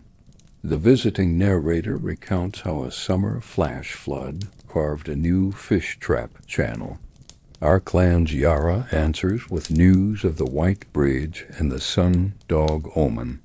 Words slip through chilled air and measured pulses, accented by hand-sign flourishes that paint fish leaping or sun pillars blazing. Images weave gently, never racing, so every ear, whether in the frosted clearing or half a world away, under headphones, has time to settle around each syllable before the next arrives. Stories fold into one another like layers of fur, creating comfort, continuity, a sense of shared hearth no blizzard can breach. Midday brings the quiet dance of bead gifting, the first ritual of courtship renewal. Two young hunters stand at the ring's edge corrin from our camp, Amka from theirs, ivory pendants poised in gloved palms. Senka intones a verse older than the glacier. Choose with eye, speak with hand, bind with heart. At her cue, Corin steps forward, extends his offering, an owl fettered to a mammoth tusk bead, symbol of vigilance and strength. Amka accepts with a nod and reciprocates, a moon-shaped amber bead, warm even in the frigid air, promising guidance in dark hours. Their exchange is silent, delicate, like two snowflakes meeting mid-fall, yet its symbolism resounds across the gathering. A hush swells and then loosens collective breath in satisfied, sleepy sighs. Next comes the weaving of kinship braids. Pairs of elders sit knee to knee, twisting 3 strands, 1 sinew from our hunters, 1 fox fur thread from theirs, and 1 transparent filament pulled from the river's ice. Fingers move steadily, the soft hiss of fibers interlacing, forming a perpetual whisper. Swish pause, swish pause. Each finished braid is draped across an antler rack, later to be sliced into rings distributed among children, ensuring tomorrow's friendships begin already entwined. The repetitive sound provides perfect lull, a background like distant rainfall. Listeners tucked beneath blankets may find heartbeats sensing to the hush pause rhythm, every exhale sliding a little deeper into cushions. A meal follows savory mammoth fat stew thickened with wild onion, ladled into stone bowls, and passed sunwise around the circle. 1 bite for hunger, 1 offered to the fire, steam curling skyward in gratitude. Conversation now rises to a soft murmur, like reeds rustling on summer banks, gentle teases between cousins, praise for a well-cut spear thrower, speculation about spring caribou roots. Yet no voice climbs higher than the crackle of the central fire, preserving the calm hum perfect for drifting attention. The steady warmth in bellies translates to warmth in words, forging an atmosphere where even lingering worries melt like fat upon hot stones. As dusk brushes lavender across snow, the courtship dance begins. Drummers kneel beside the fire, leather-headed frames under sinew cords, and coax a heartbeat pulse low, spacious, undemanding. Dum, dum, dum. Dancers step into the ring in pairs, feet sliding more than lifting to conserve strength and maintain quiet. Cloaks flare, then fall as figures rotate, arms weaving arcs that imitate migratory paths of geese, crossing and diverging, always returning to harmonious center. When partners exchange places, their hands graze a spark of connection felt more in breath than sight. For observers near the fire and far across centuries, the tempo is hypnotic, each dumb a cushion upon which inner chatter can comfortably rest, eyes closing, mind floating in rhythm. Night deepens and torches are plunged into snowbanks to dim their glow, leaving only ember radiance. Around the fire's edge, fresh braids loop children's wrists.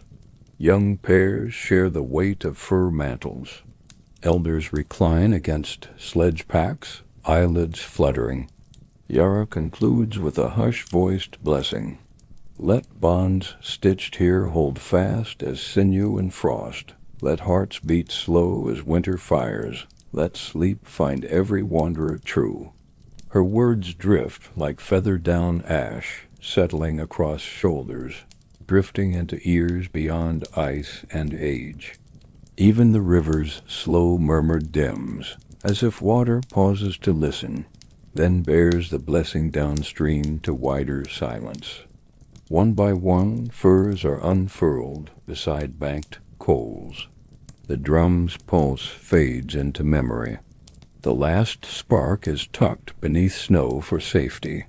Within hide walls or beneath willow bough lean-tos, bodies curl in twos and threes, newly promised couples burrowing shyly close. Long-mated hearts spooning in practiced warmth, children sprawled star-limbed across any patch of fleece they please. Into that woven hush slips the night's gentle dark, carrying every soul listener and storyteller alike toward dreams stitched with ivory beads, braided threads, and quiet laughter shared beneath aurora-lit roofs. Breathe now, soft traveler, and let that calm gather you the way fox fur threads gather sinew, snug, secure, beautifully at rest. Dawn arrives almost shyly after the long polar night, unveiling a first sliver of molten gold that barely clears the eastern hill before hovering a coin balanced on the rim of earth. Nobody speaks when the light appears. Instead, the entire camp pauses mid-motion. Hunters stand ankle-deep in frost, half-laced snowshoes forgotten in their hands. Senka's thread stills in the eye of her bone needle. Even the pups, wrestling in powdery drifts, freeze with muzzles lifted. A hush, vast and weightless, blankets the clearing as that slender beam of sunlight slides across willows encased in glassy hoarfrost, turning every twig into a wand of citron crystal. Then, as if a collective lung exhales, the clan releases a single breathy murmur, a sound closer to awe than cheer. For listeners cocooned far away, the moment drifts through earbuds, like warm light under a door, loosening shoulders, smoothing forehead skin, inviting a deep, steady inhalation that matches the calm of 40 watching souls. The elders are first to move, not with ceremony, but with quiet certainty, as Tomek lifts a shallow stone bowl filled with seal oil and tilts it so a tongue of flame catches the newborn light. He lowers the bowl to Iluka, who sets it atop a tripod of willow shoots driven into the snow. The tiny fire hisses, then steadies, its heartbeat crackle, echoing faintly against bark and ice. Around this sun mirror, the clan forms a wide ring, stepping softly so the snow squeaks but does not crunch. Yara begins a low hum, no words yet. Just a single note hovering somewhere between a lullaby and a yawn. It wavers, then deepens, weaving itself among the bodies until every chest vibrates in sympathetic resonance. If you are drifting in bed, feel that hum glide through ribs, turning bones into quiet tuning forks. Chewing exhale to lengthen, eyelids to lower half-mast in drowsy reverence. Children carry slender stakes tipped with scraps of red and yellow hide color after months of monochrome and press them into the snow at the ring's perimeter. As the stakes catch sunlight, they flicker like miniature pennants, directing each new ray inward toward the oil lamp and outward toward the horizon. Corey kneels to scratch a shallow furrow around the stakes, tracing an unbroken circle, symbolizing the sun's renewed path. He works unhurriedly, letting powder fall in lazy swirls until a pristine white ring encases the group. The motion of his gloved hand, the soft rasp of antler digging snow, becomes its own mantra. Scrape, pause, smooth, pause. Listeners might find their breath sensing to that rhythm. the simple repetition coaxing restless thoughts into a tidy line, just as Corin coaxes snow into pleasing symmetry. With the ring complete, Senka steps inside carrying a stack of flat river stones warmed in embers. She places them equidistant along the furrow, each one steaming faintly, releasing whispers of mineral heat that spiral upward in shimmering wisps when sunlight touches them. Children giggle to see heat made visible. Adults smile softly, remembering. One by one, clan members press their palms to the stones, skin meeting warmth, then raise the same palms toward the newborn sun. The gesture is slow, mirrored, like tide flowing out then in. Yara's hum finds words now, the melody rising on syllables older than memory. Light returns, bones remember, blood flows quick, heart beats ember. The lines are simple, pleasantly repetitive, perfect for voiceover. Each phrase cushioned with breath, so it settles gently upon listeners' minds like downy snow on cedar boughs. Breakfast follows in reverent quiet. Thin slices of seal fat seared on the flat stones, meat popping softly as it meets sizzling surfaces. Steam curls skyward, briefly tinting sunlight a pearly white before vanishing. The aroma rich, briny, faintly sweet wraps the group in invisible warmth. They eat standing, savoring every morsel with measured bites, mindful of the ancient belief that rushing food offends the returning sun. Between bites, Iluka explains to the youngest that each swallow is a promise to use the daylight wisely, to kindle internal fires brighter than the one winter star, and to share that warmth freely. Her voice remains low, each consonant soft, creating a story cadence so soothing that distant listeners might taste the imagined salt and fat on their tongues, might feel internal coals flare with borrowed heat. Once bowls are emptied and bellies comforted, the clan turns to practical celebration. The marking of shadow sticks to gauge the sun's climb. Slim willow rods, stripped of bark, rubbed smooth with rendered fat, are driven into the snow at intervals west of camp. Senka instructs apprentices to note where each stick's shadow falls upon stretched rawhide squares placed on the surface. They trace outlines with charcoal tinny lines that will, over days, trace the sun's growing arc. The apprentices work in companionable silence, charcoal scratching hide and comforting she strokes, each mark a visible pledge that the light will grow longer, the dark retreat. For modern ears, that faint scratch becomes a metronome of reassurance, every second recorded, every line a proof of progress, every she a soft hush bidding brain waves toward quieter frequencies. As midday approaches brief, though it is the children fashion sun medallions from thin mammoth bone discs, piercing the edges with awls and threading sinew tassels tinted sunflower yellow.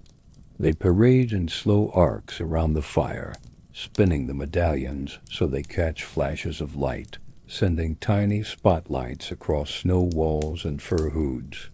The spots dance like tame auroras, playful but never frantic, underlining the day's gentle joy.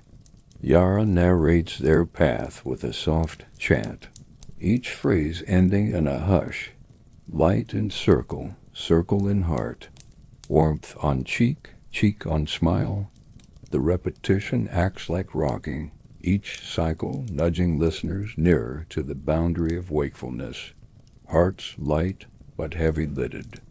Toward evening, the clan returns to the circle to share prophecy bundles, little twist packs of birch bark containing seed grains saved from bygone summers.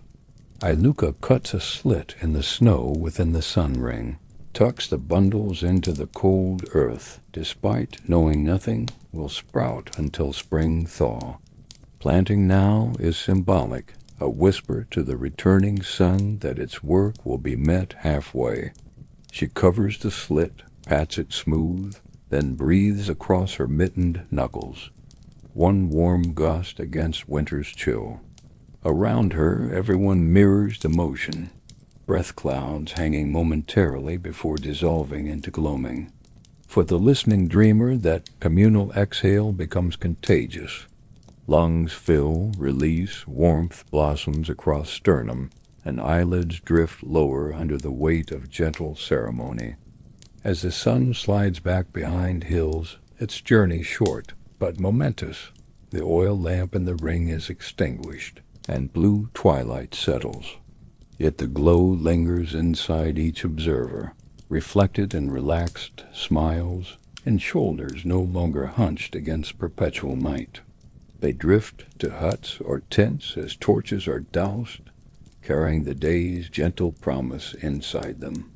Yara offers closing words in a near whisper. Though light is small, we are many mirrors. Let each reflection lengthen the day. Her voice is the last thread of gold stitching sky to earth before darkness pulls the adder's stone of stars overhead. Inside hides, the clan bed down early, trusting dawn will come a breath sooner tomorrow. The faint smell of juniper and seal fat still weaves through the air, comforting as familiar lullabies. Outside, the planted prophecy bundles sleep beneath cold crust, and shadow sticks wait for morning to carve the next line. Crickets of ice tick softly as temperatures drop, their brittle chirps blending with sleepy sighs. Far beyond, in city bedrooms or countryside dens, you might feel those soft sonic textures collecting around your, hearing tiny strokes of quiet that paint your own internal dawn. Let eyelids fall fully now. Envision a sliver of sunlight balanced on your horizon of thought, delicate, steady, a bright coin promising return. Breathe once more, settle deeper, and drift into rest where the sun is always rising, quietly, just for you. The thin new sunlight has not yet found its full stride when Tomek notices the first tremor, a barely audible shiver beneath his boot sole, as though some hidden heartbeat were thudding far below the snow crust. He pauses mid-stride, plants the butt of his spear into the ground, and tilts his head. From the valley floor no sound rises, the wind is still. The willow branches wear a sugar frost glaze that crackles only when touched. Yet the elder's brow furrows. The glacier's north face, 2-day walks away, sometimes murmurs at dawn, but today the vibration feels lower, broader, as if a giant drum is being struck beneath blankets of ice. Silent but alert, he presses a palm flat to the snow, and there it is again, a long, swallowing pulse, its cadence like water tugging at distant shorelines. He rises slowly, heart rate holding steady, and gestures for Corin, walking 50 paces behind with the morning hunting party, to do the same. Far across the world, a listener might imagine their own palm against cool bedsheets, sensing a phantom thrum that is neither threatening nor loud, merely insistent, an ancient metronome calling for poised awareness rather than alarm. Back at camp, the clan readies for daily tasks, staking hides to dry, checking rabbit snares, preparing a midday stew of seal fat and dried greens. The children laugh softly as they chase sparks from the breakfast fire, cupping hands to snuff each ember before it meets snow. Only Iluka, tying a fresh rawhide strap to the sledge harness, notices Tamak's distant silhouette on the ridge, spear pointed toward the glacier. She watches the elder's measured stillness and feels a subtle echo in her ribs, a percussion too deep for ears, but palpable in bone. Setting aside her rope, she lifts a conch shell whistle, carved generations ago for warning calls, and breathes a single low note. The sound drifts over camp like a foghorn's murmur, not urgent yet unmistakable. Adults pause mid-motion, children freeze mid-giggle, and even those half listening through this story may feel the hush descend, a collective in-breath slender as gossamer, carrying the first hint that the day's rhythm is shifting toward attentive calm. The clan gathers by the central hearth as Tamak and Koran return with concise gestures, palms downward to indicate patience, fingers splayed and trembling to illustrate ground-shaking water. Yara interprets in a soft, steady cadence, explaining the old tales of Kuklamp's sudden flood bores that roar from glacier's end when hidden meltwater lakes burst their icy dams. Her voice remains hushed, never veering into dread. Instead, she recounts the last occurrence generations ago when the elders listened, moved to higher ground, and watched from safety as the river rose like a breathing beast before settling back into docile flow. As she speaks, listeners on snowy hillside and in faraway bedrooms alike receive the story not as a spike of fear, but as a gentle lesson. Nature whispers warnings before it ever shouts, and wisdom lies in hearing the whisper. Shoulders drop, jaws unclench. Anticipation becomes purposeful readiness rather than frantic scramble. Iluka organizes the relocation with the same deliberate grace she uses to pace a hunt. First, she directs children to roll sleeping furs and load them onto the sledges. Their small hands work with surprising speed, the familiar task turning concern into orderly action. Senka and two others dismantle drying racks, stacking hides like folded blankets so no corner will catch wind on the move. Meanwhile, Koran and Larka jog to the shadow stick field to collect the slender poles, each tug accompanied by a muted creak as frozen soil releases its grip. They bundle the sticks with care. These poles carry the record of the returning sun, a precious calendar in charcoal lines, and lash them atop the supply sled. Throughout, conversation flows in near whispers. Brief updates, gentle reassurances, calm agreements. For anyone listening, the dialogue is a soft rustle rather than a clamor, a steady rainfall of syllables that soothes rather than startles, turning logistics into lullaby. The ascent to higher ground is slow, methodical. The clan chooses a terraced shelf above the river's outer bend, where ancient moraine boulders provide natural windbreaks and the view stretches upriver toward the glacier's throat. As they climb, the deep pulse returns closer now, its rhythm unmistakably liquid, like a giant pot beginning to boil beneath thick lid. Yet the sound is dull, wrapped in distance, giving the travelers ample time to settle. When they reach the shelf, they arrange the sledges in a wind-deflecting crescent, then tamp snow to anchor tent pegs. Children haul willow branches for lean-to-ribs, and elders tie knots with firm, unhurried tugs. Between tasks, they glance down slope and see the river still placid, its surface a glazed ribbon reflecting pale sunlight. The juxtaposition, distant tremor, peaceful scene feels almost meditative, encouraging onlookers to trust preparation while releasing urgency. In living rooms far away, breaths may lengthen, hearts find a slower gait. Minds accept that steady steps outshine panicked leaps.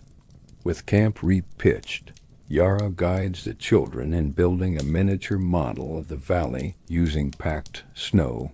They sculpt glacier, river, bluff, and new camp, then pour melted snow through a reed to simulate floodwater. The demonstration turns potential danger into tangible education. See how water fans out, slows against boulders, never reaches this high ridge. The kids giggle as they nudge tiny ice blocks downstream, but they also memorize the contours that could save them decades hence.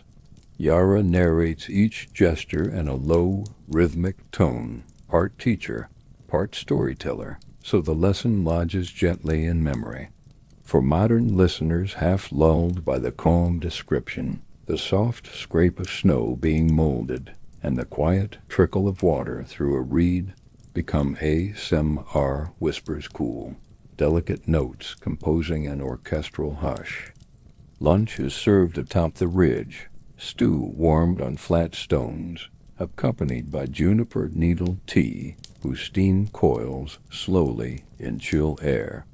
As they eat, a low rumble drapes the valley, a continuous note rather than intermittent pulse.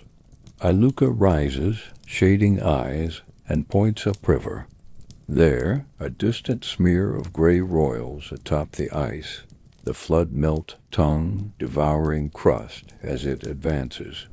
Yet even now the sight is strangely tranquil from afar, like ink spreading through parchment. The clan watches in collective silence, bowls paused midway to mouths. Heartbeats remain steady, guided by the elders' unflustered demeanor, and by the knowledge that preparation has rendered them spectators rather than victims. Those following this tale can picture the scene in slow pans and gentle zooms, cinematic, yes, but devoid of chaos-inviting imaginations to float above anxiety and rest in wide-angle perspective. When the surge finally reaches the river bend below, its roar blooms into full voice, a deep, resonant thunder rolling against bluffs and ricocheting skyward. The water rises in frothy tears, shoving slabs of ice like shuffled cards, hurling logs end over end, then tearing through willow stands with muted snaps. Yet from the safe shelf, the clan observes as though watching a fierce animal prowl the valley floor. Children clutch parents' mitts, but even their eyes shine with more awe than fear, mirroring the adults' calm acceptance. Yara softly counts the breaths between log impacts, turning percussion into predictable rhythm. 2, 3, crack. The steady counting transforms riot into pattern, offering listeners a measured beat to accompany their own breathing, each crack a release rather than jolt. An hour passes, then 2. The torrent begins to slow, its leading edge spreading thin as if remembering how to meander. Sunlight glints on silt-clouded pools, painting them bronze. Steam rises where cold air meets unsheathed water, crafting wisps that coil upward like smoke signals from some invisible hearth. Iluka declares the worst is past, but insists they stay put until morning. Riverbanks are treacherous cakes of mud and shattered ice. The clan nods, content beneath newly erected hides. They stoke small fires, roast bits of marrow for supper, and share quiet conversation about how valley will look tomorrow, river raided wider, fresh gravel bars gleaming. Each observation arrives in measured tones, building a shared vision of renewal rather than loss. Listeners drifting toward sleep might picture that gentle river, sluggish and shining, carving new geometry. All changes happening in silence once the drama fades. Night pulls its velvet yoke across the sky, studding it with stars reflected in the newborn pools below. The ground no longer trembles. Only the faint chuckle of residual flow threads through darkness. Inside the tents, children nestle into fur folds, tracing imaginary courses on each other's palms mimicking water's journey from glacier to sea. Elders hum a closing lullaby, steady as glacier grind, as soft as melt trickle. Water moves, stone stands, Heart hears hand plans. Their voices seep through hide walls, ride the chilled breeze, and slip invisibly into bedrooms far beyond, where any remaining wakeful mind can let that melody wrap around nerves like warm river stones. Breathe in the hush after thunder, out the lingering tension. Feel the flood subside inside the body, leaving channels clear, soothed, ready for dream. Rest now, traveler safe, on the high shelf of story, while the valley below resets its lines, and the night sketches fresh constellations upon the calm, reflective waters of the flood melt's wake. Dawn unrolls across the freshly scoured valley like a pale silk banner, revealing rivulets of meltwater meandering among gravel islands the flood left behind. Where torrent once thundered, puddles now gleam, each reflecting a slice of sky as calm as a held-breath sigh. Aluka wakes early, stepping from her hide tent into crisp air laced with petrichor and the faint sweetness of willow catkins. She kneels, palm hovering over pooled water that still faintly shivers, and inhales the quiet promise of thaw. In that hush, the rest of camp stirs slowly, no hurry. Only the measured rustle of fur layers, the subdued clack of bone toggles as parkas fasten, the deep exhale of sleeping coals coaxed back to ember. For anyone listening from a pillow's edge, the scene unfolds like gentle stretching after slumber. Bones lengthen, lungs sip coolness. A whole landscape yawns itself awake soft, unforced, inviting. Breakfast is simple. Thin slices of smoked char and a ladle of tepid meltwater flavored with a twist of dried juniper. While children lick salt from fingertips, elders study the valley floor below. Overnight, silt deposits settled in ripples of ochre and gray, and upon those ribbons sit dark speckles, tiny seeds, long dormant, liberated by the flood's churn. Tamak raises a bone spyglass and smiles. He has seen this cycle before. Within days, tender shoots will spear upward, weaving green nets across mud flats, promising both forage for wandering herds and crisp nourishment for the clan.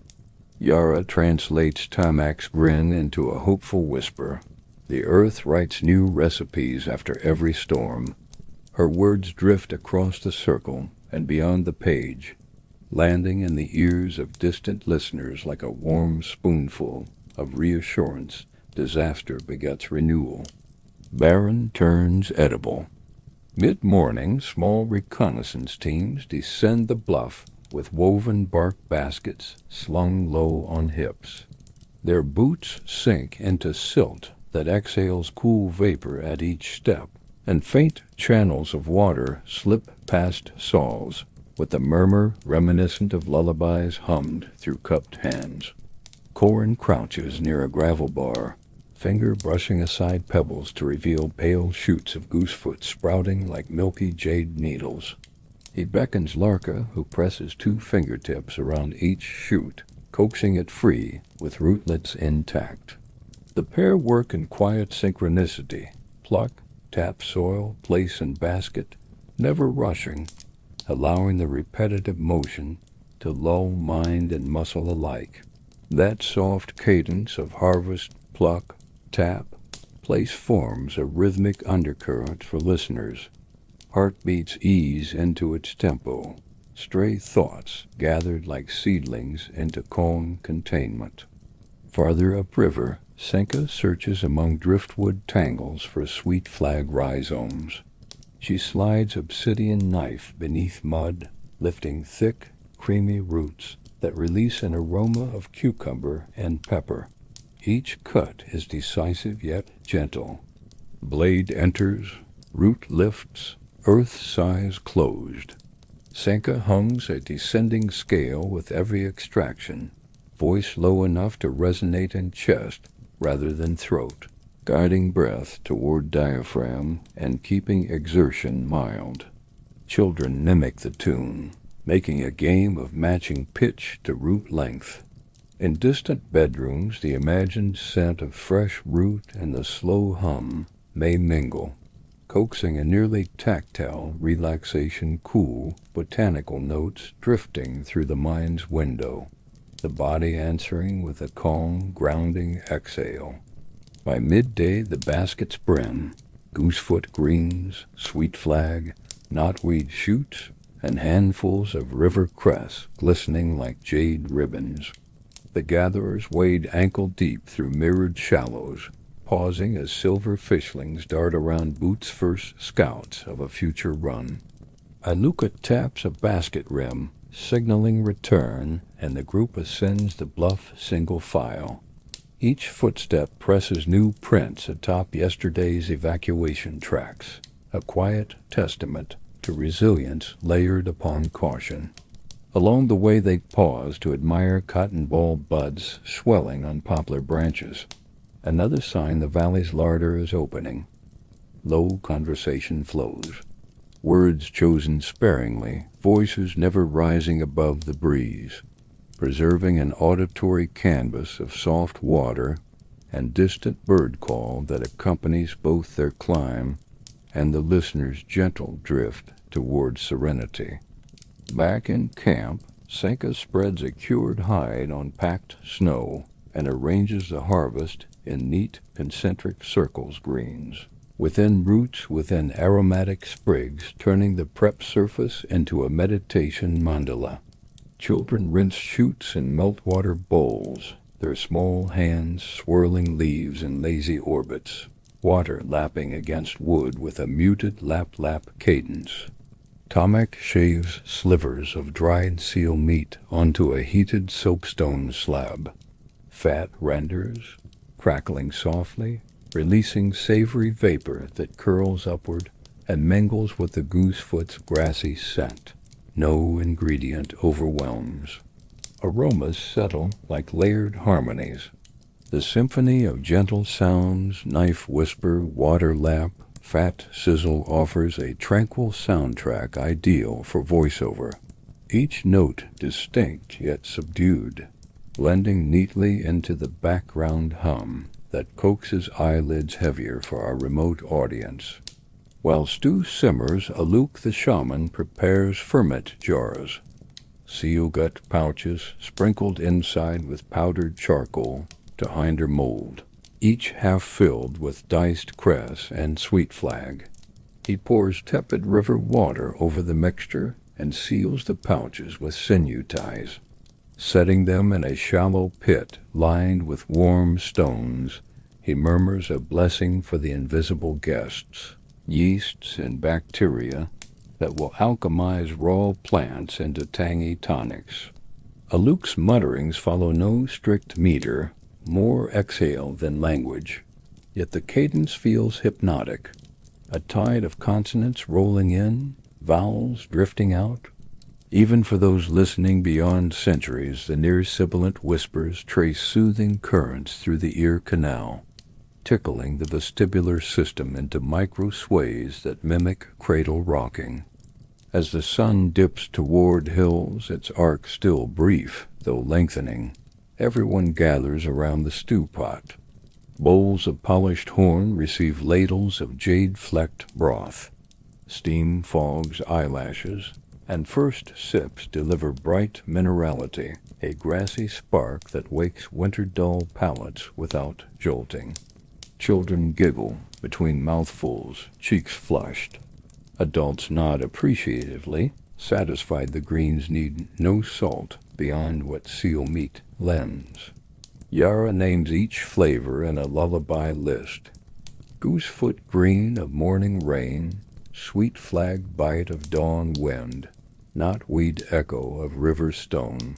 She recites slowly, spacing words like stepping stones across a creek of silence, allowing listener and clan alike to linger on each taste image before stepping to the next. Palates glow warm, minds settle warmer. After supper, Iluka leads a short walk along the ridge to observe sunset's palette, mirrored in new ponds below lavender fading to apricot melting into pewter blue.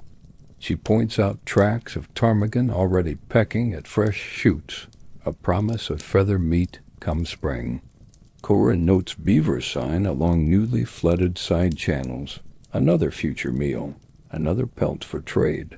Yet no plan lingers long. Each observation drifts away like condensation on breath, leaving behind quiet gratification. The group returns as shadows thicken, carrying an unspoken conclusion. The flood brought hardship, yes, but also an edible springtime delivered early.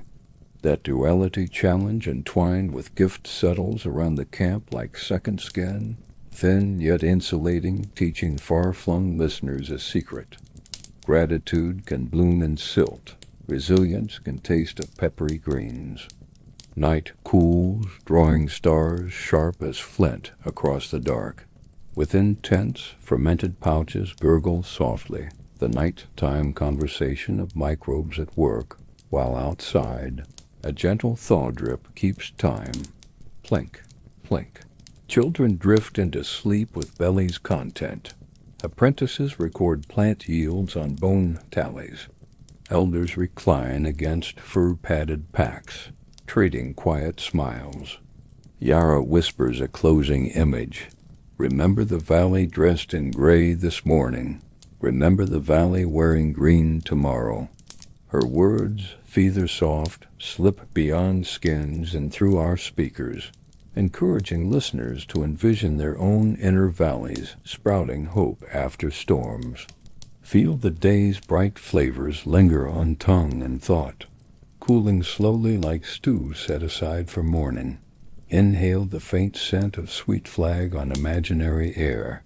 Exhale tension into the snow-quiet night.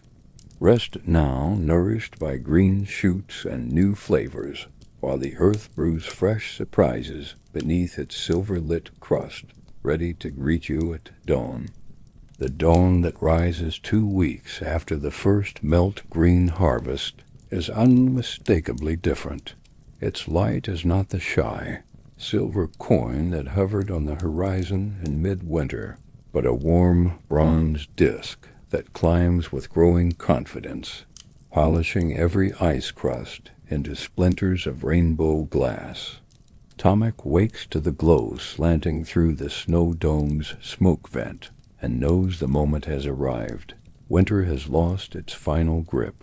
Outside, drip songs fall steadily from spruce bough tips, and the snowpack sags by finger widths each day, surrendering to sun the way eyelids surrender to sleep. Camp feels buoyant, poised, as if everything from the last shreds of river ice to the fibers of each fur cloak were inhaling in slow anticipation.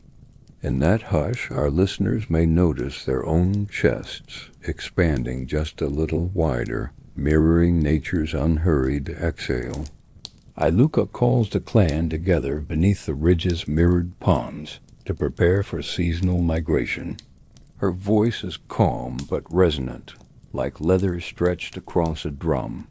There will be packing, there will be offering, and there will be the burying of tools whose edges have dulled protecting them through the dark months. It is a ritual older than any elder's memory, a way of telling the frost they part as friends, not fugitives.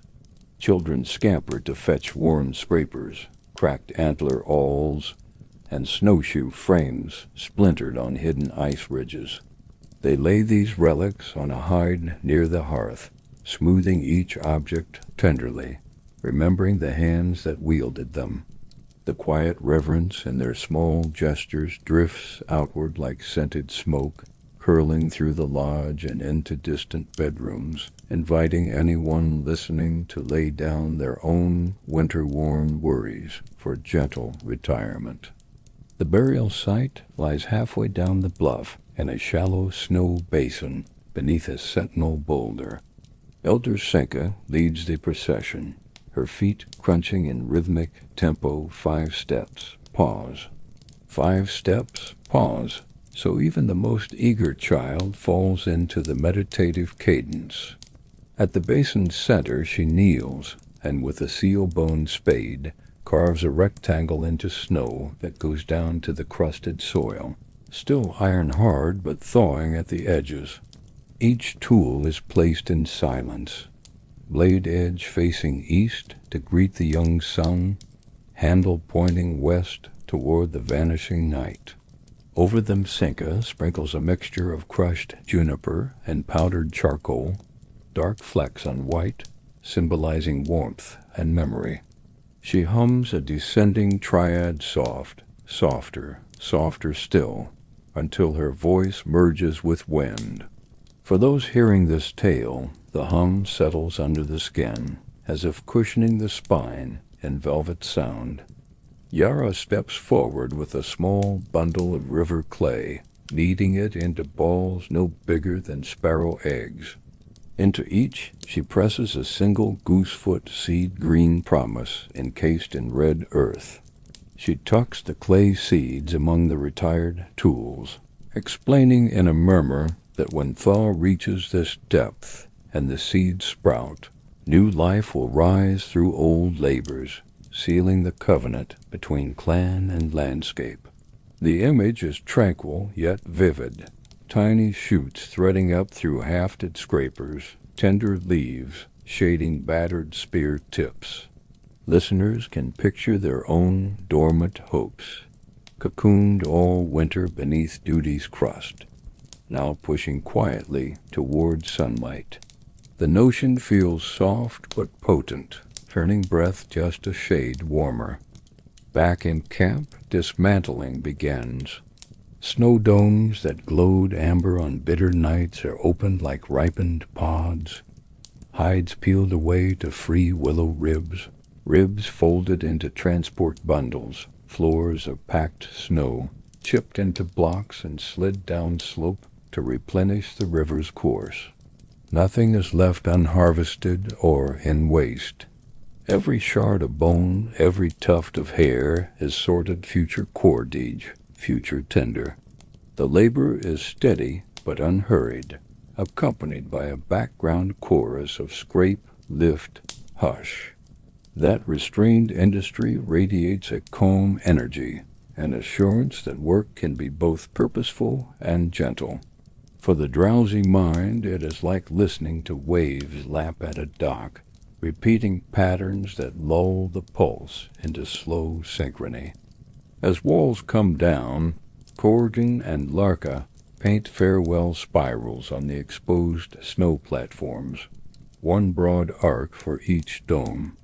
They use diluted berry pigment, the red faint against white, so that thaw will erase it slowly, a graceful fade rather than an abrupt loss. Over every spiral they sprinkle a pinch of ash from the winter hearth, merging warmth and passage into one subtle signature. The gesture resonates with those quietly tuned to this narrative. We can let go of places we loved without shredding the tapestry of memory. We can write gentle endings that bleed into beginnings like watercolors. Even the breeze moves carefully now, as if not to disturb the delicate crimson loops.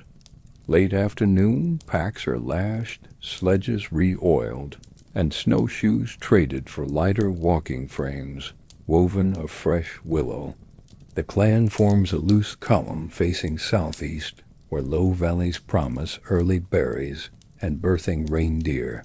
Tomek raises his staff, adorned now with a new sun-tally stick, its charcoal lines eager for longer days. But before the first step, Iluka turns the group back toward their old camp. She leads a slow, synchronized bow, knees bent, hands pressed to heart, torsos folding like heavy petals.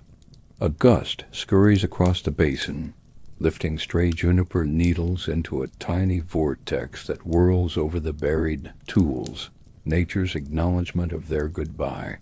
In that moment, even a listener wrapped in a city apartment's hush may feel inclined to bow, if not in body, then in spirit paying quiet tribute to every chapter that carried them safely through their personal winters.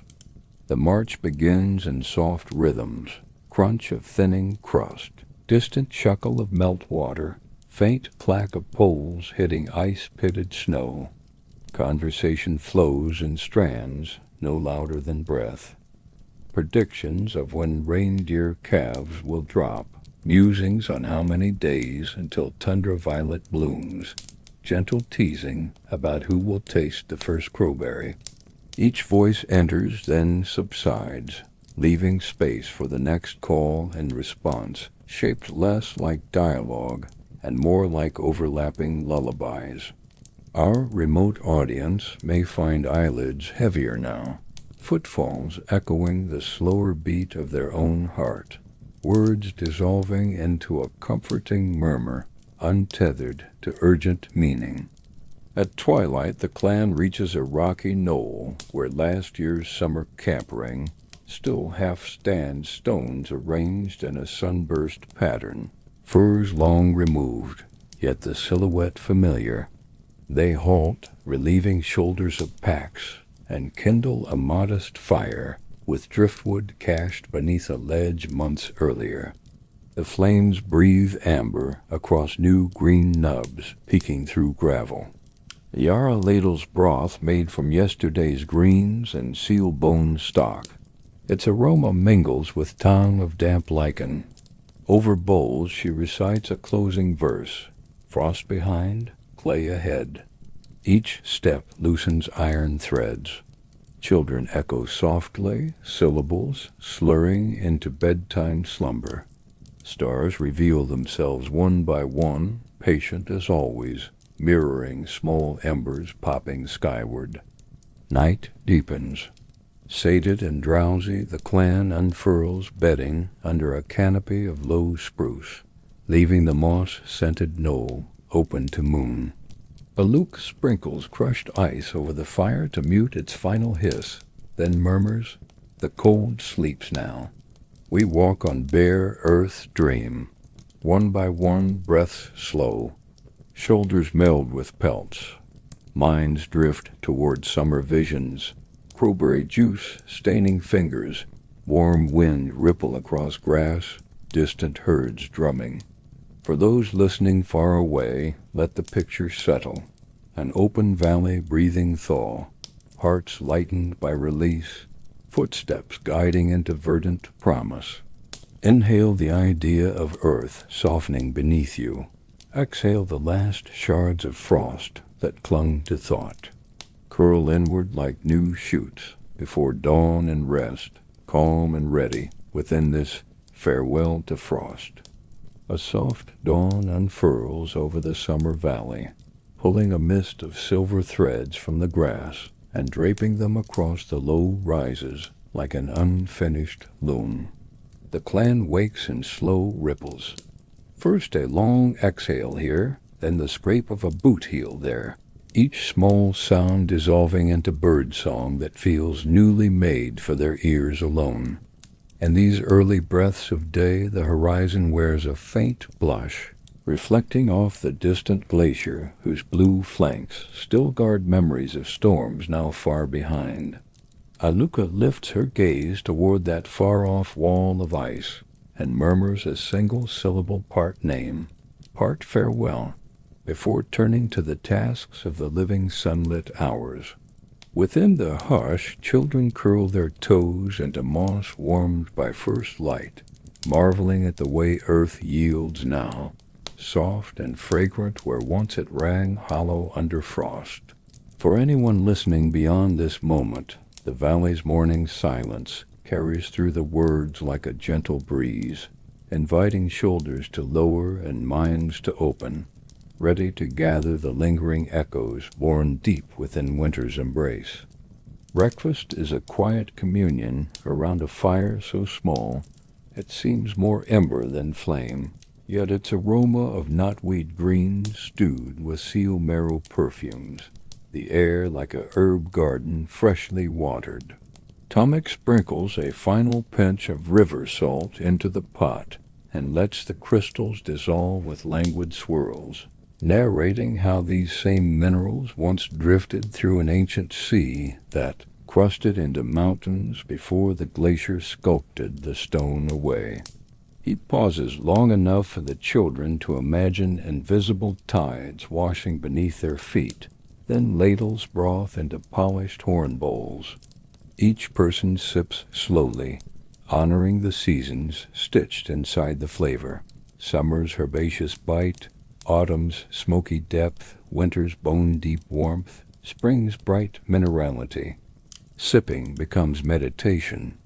One swallow, one breath, another swallow, another breath, an internal rhythm so steady that even distant listeners can let their own breathing settle to the liquid cadence of the clan's shared cup. After the bowls are rinsed in the river's cool rush, Senka unfurls a length of deerskin painted with the shadow stick tallies that track the sun all winter. The charcoal marks, once crowded near the skin's edge, now arc confidently across its center, showing light's steady victory over dark. She spreads the canvas beneath a young birch, setting stones on corners so the wind flutters only the edges, and invites the apprentices to trace the journey with willow charcoal. Only gentle lines are added, a dot for yesterday's sunrise point, another for today's. The apprentice's hands move slowly, each stroke a silent pledge to keep measuring, keep marveling. In the hush between charcoal kisses, the river's low chuckle filters through, and modern listeners can almost feel the soft grit of the charcoal dust at their own fingertips. Sense the delicious patience of marking time, one quiet day at a time. Mid-morning finds Aluk atop a small knoll overlooking both river and glacier. The shaman's snowy owl cloak flutters against his calves as he raises a sunstone disk etched with 4 spiral arms, one for each season survived.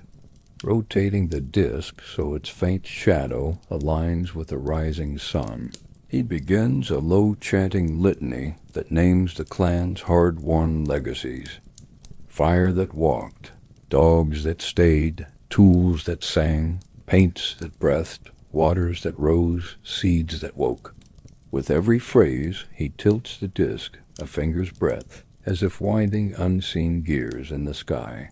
The chant is neither loud nor insistent.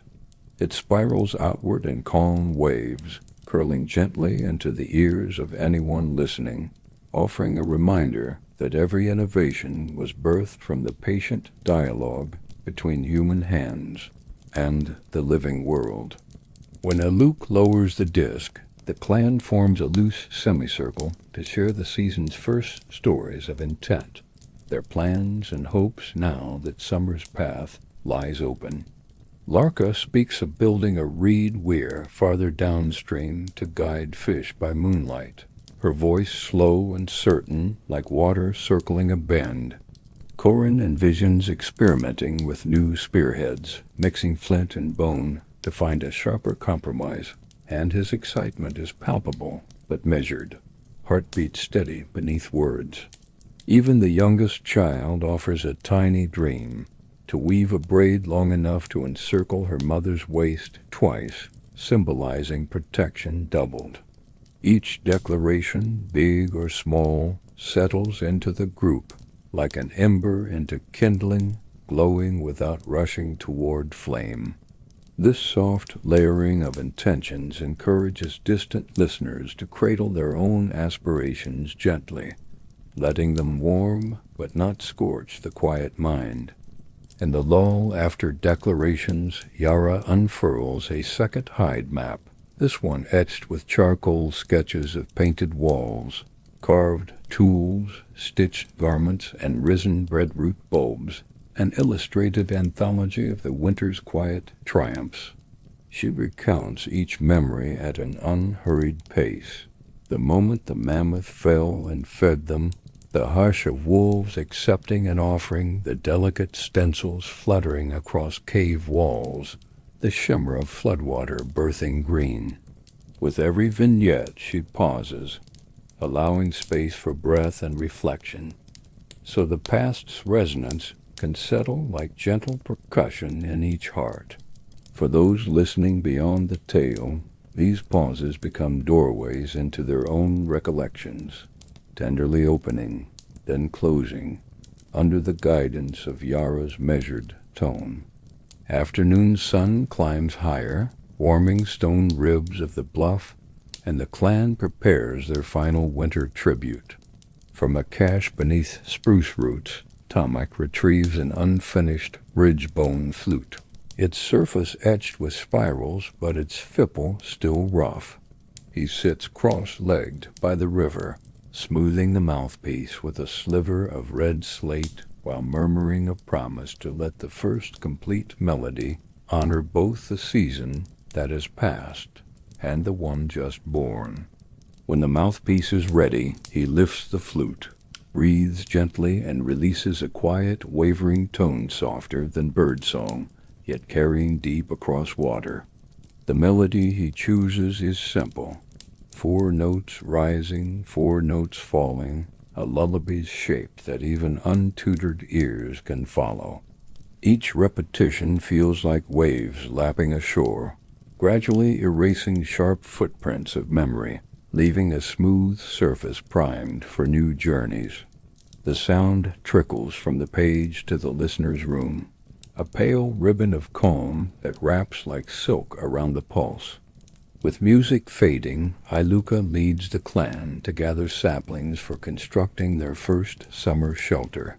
Yet before axes bite wood, she touches each trunk's bark, murmuring a brief apology. Her hands linger so long that the children begin to echo the gesture, palms pressing gently followed by small bows. The collective motion creates a murmured symphony of gratitude. Rustle, pause, rustle, that drifts into the warming breeze. The lesson is subtle but enduring. Forward movement is safest when cushioned by thanks. That principle settles through the narrative into the subconscious of those listening. Aspiration tempered with acknowledgement shapes the gentlest path into tomorrow. Evening drapes the valley in apricot light, and the clan eats their supper around a hearth fueled now by summer dry willow rather than winter fat spruce.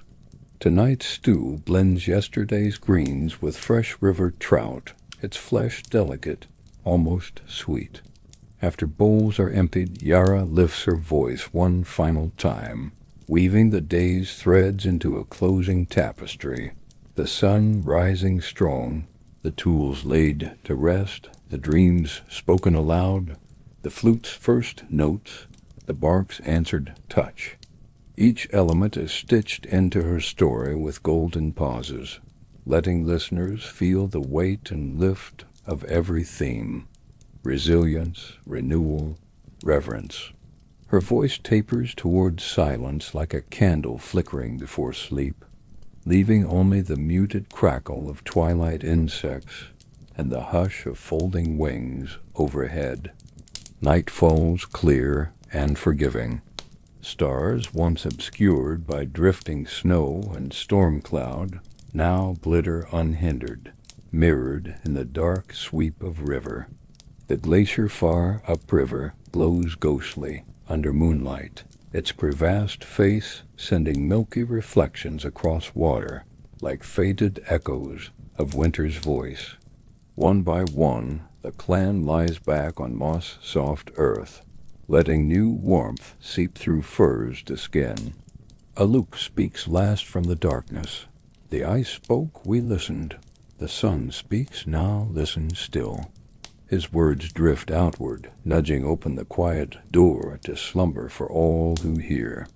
Let breath deepen with the river's hush, let muscles ease like thaw-soft ground, and let echoes beyond the glacier lull you into dreams where frost has melted, seeds have sprouted, and tomorrow glows gently upon the horizon.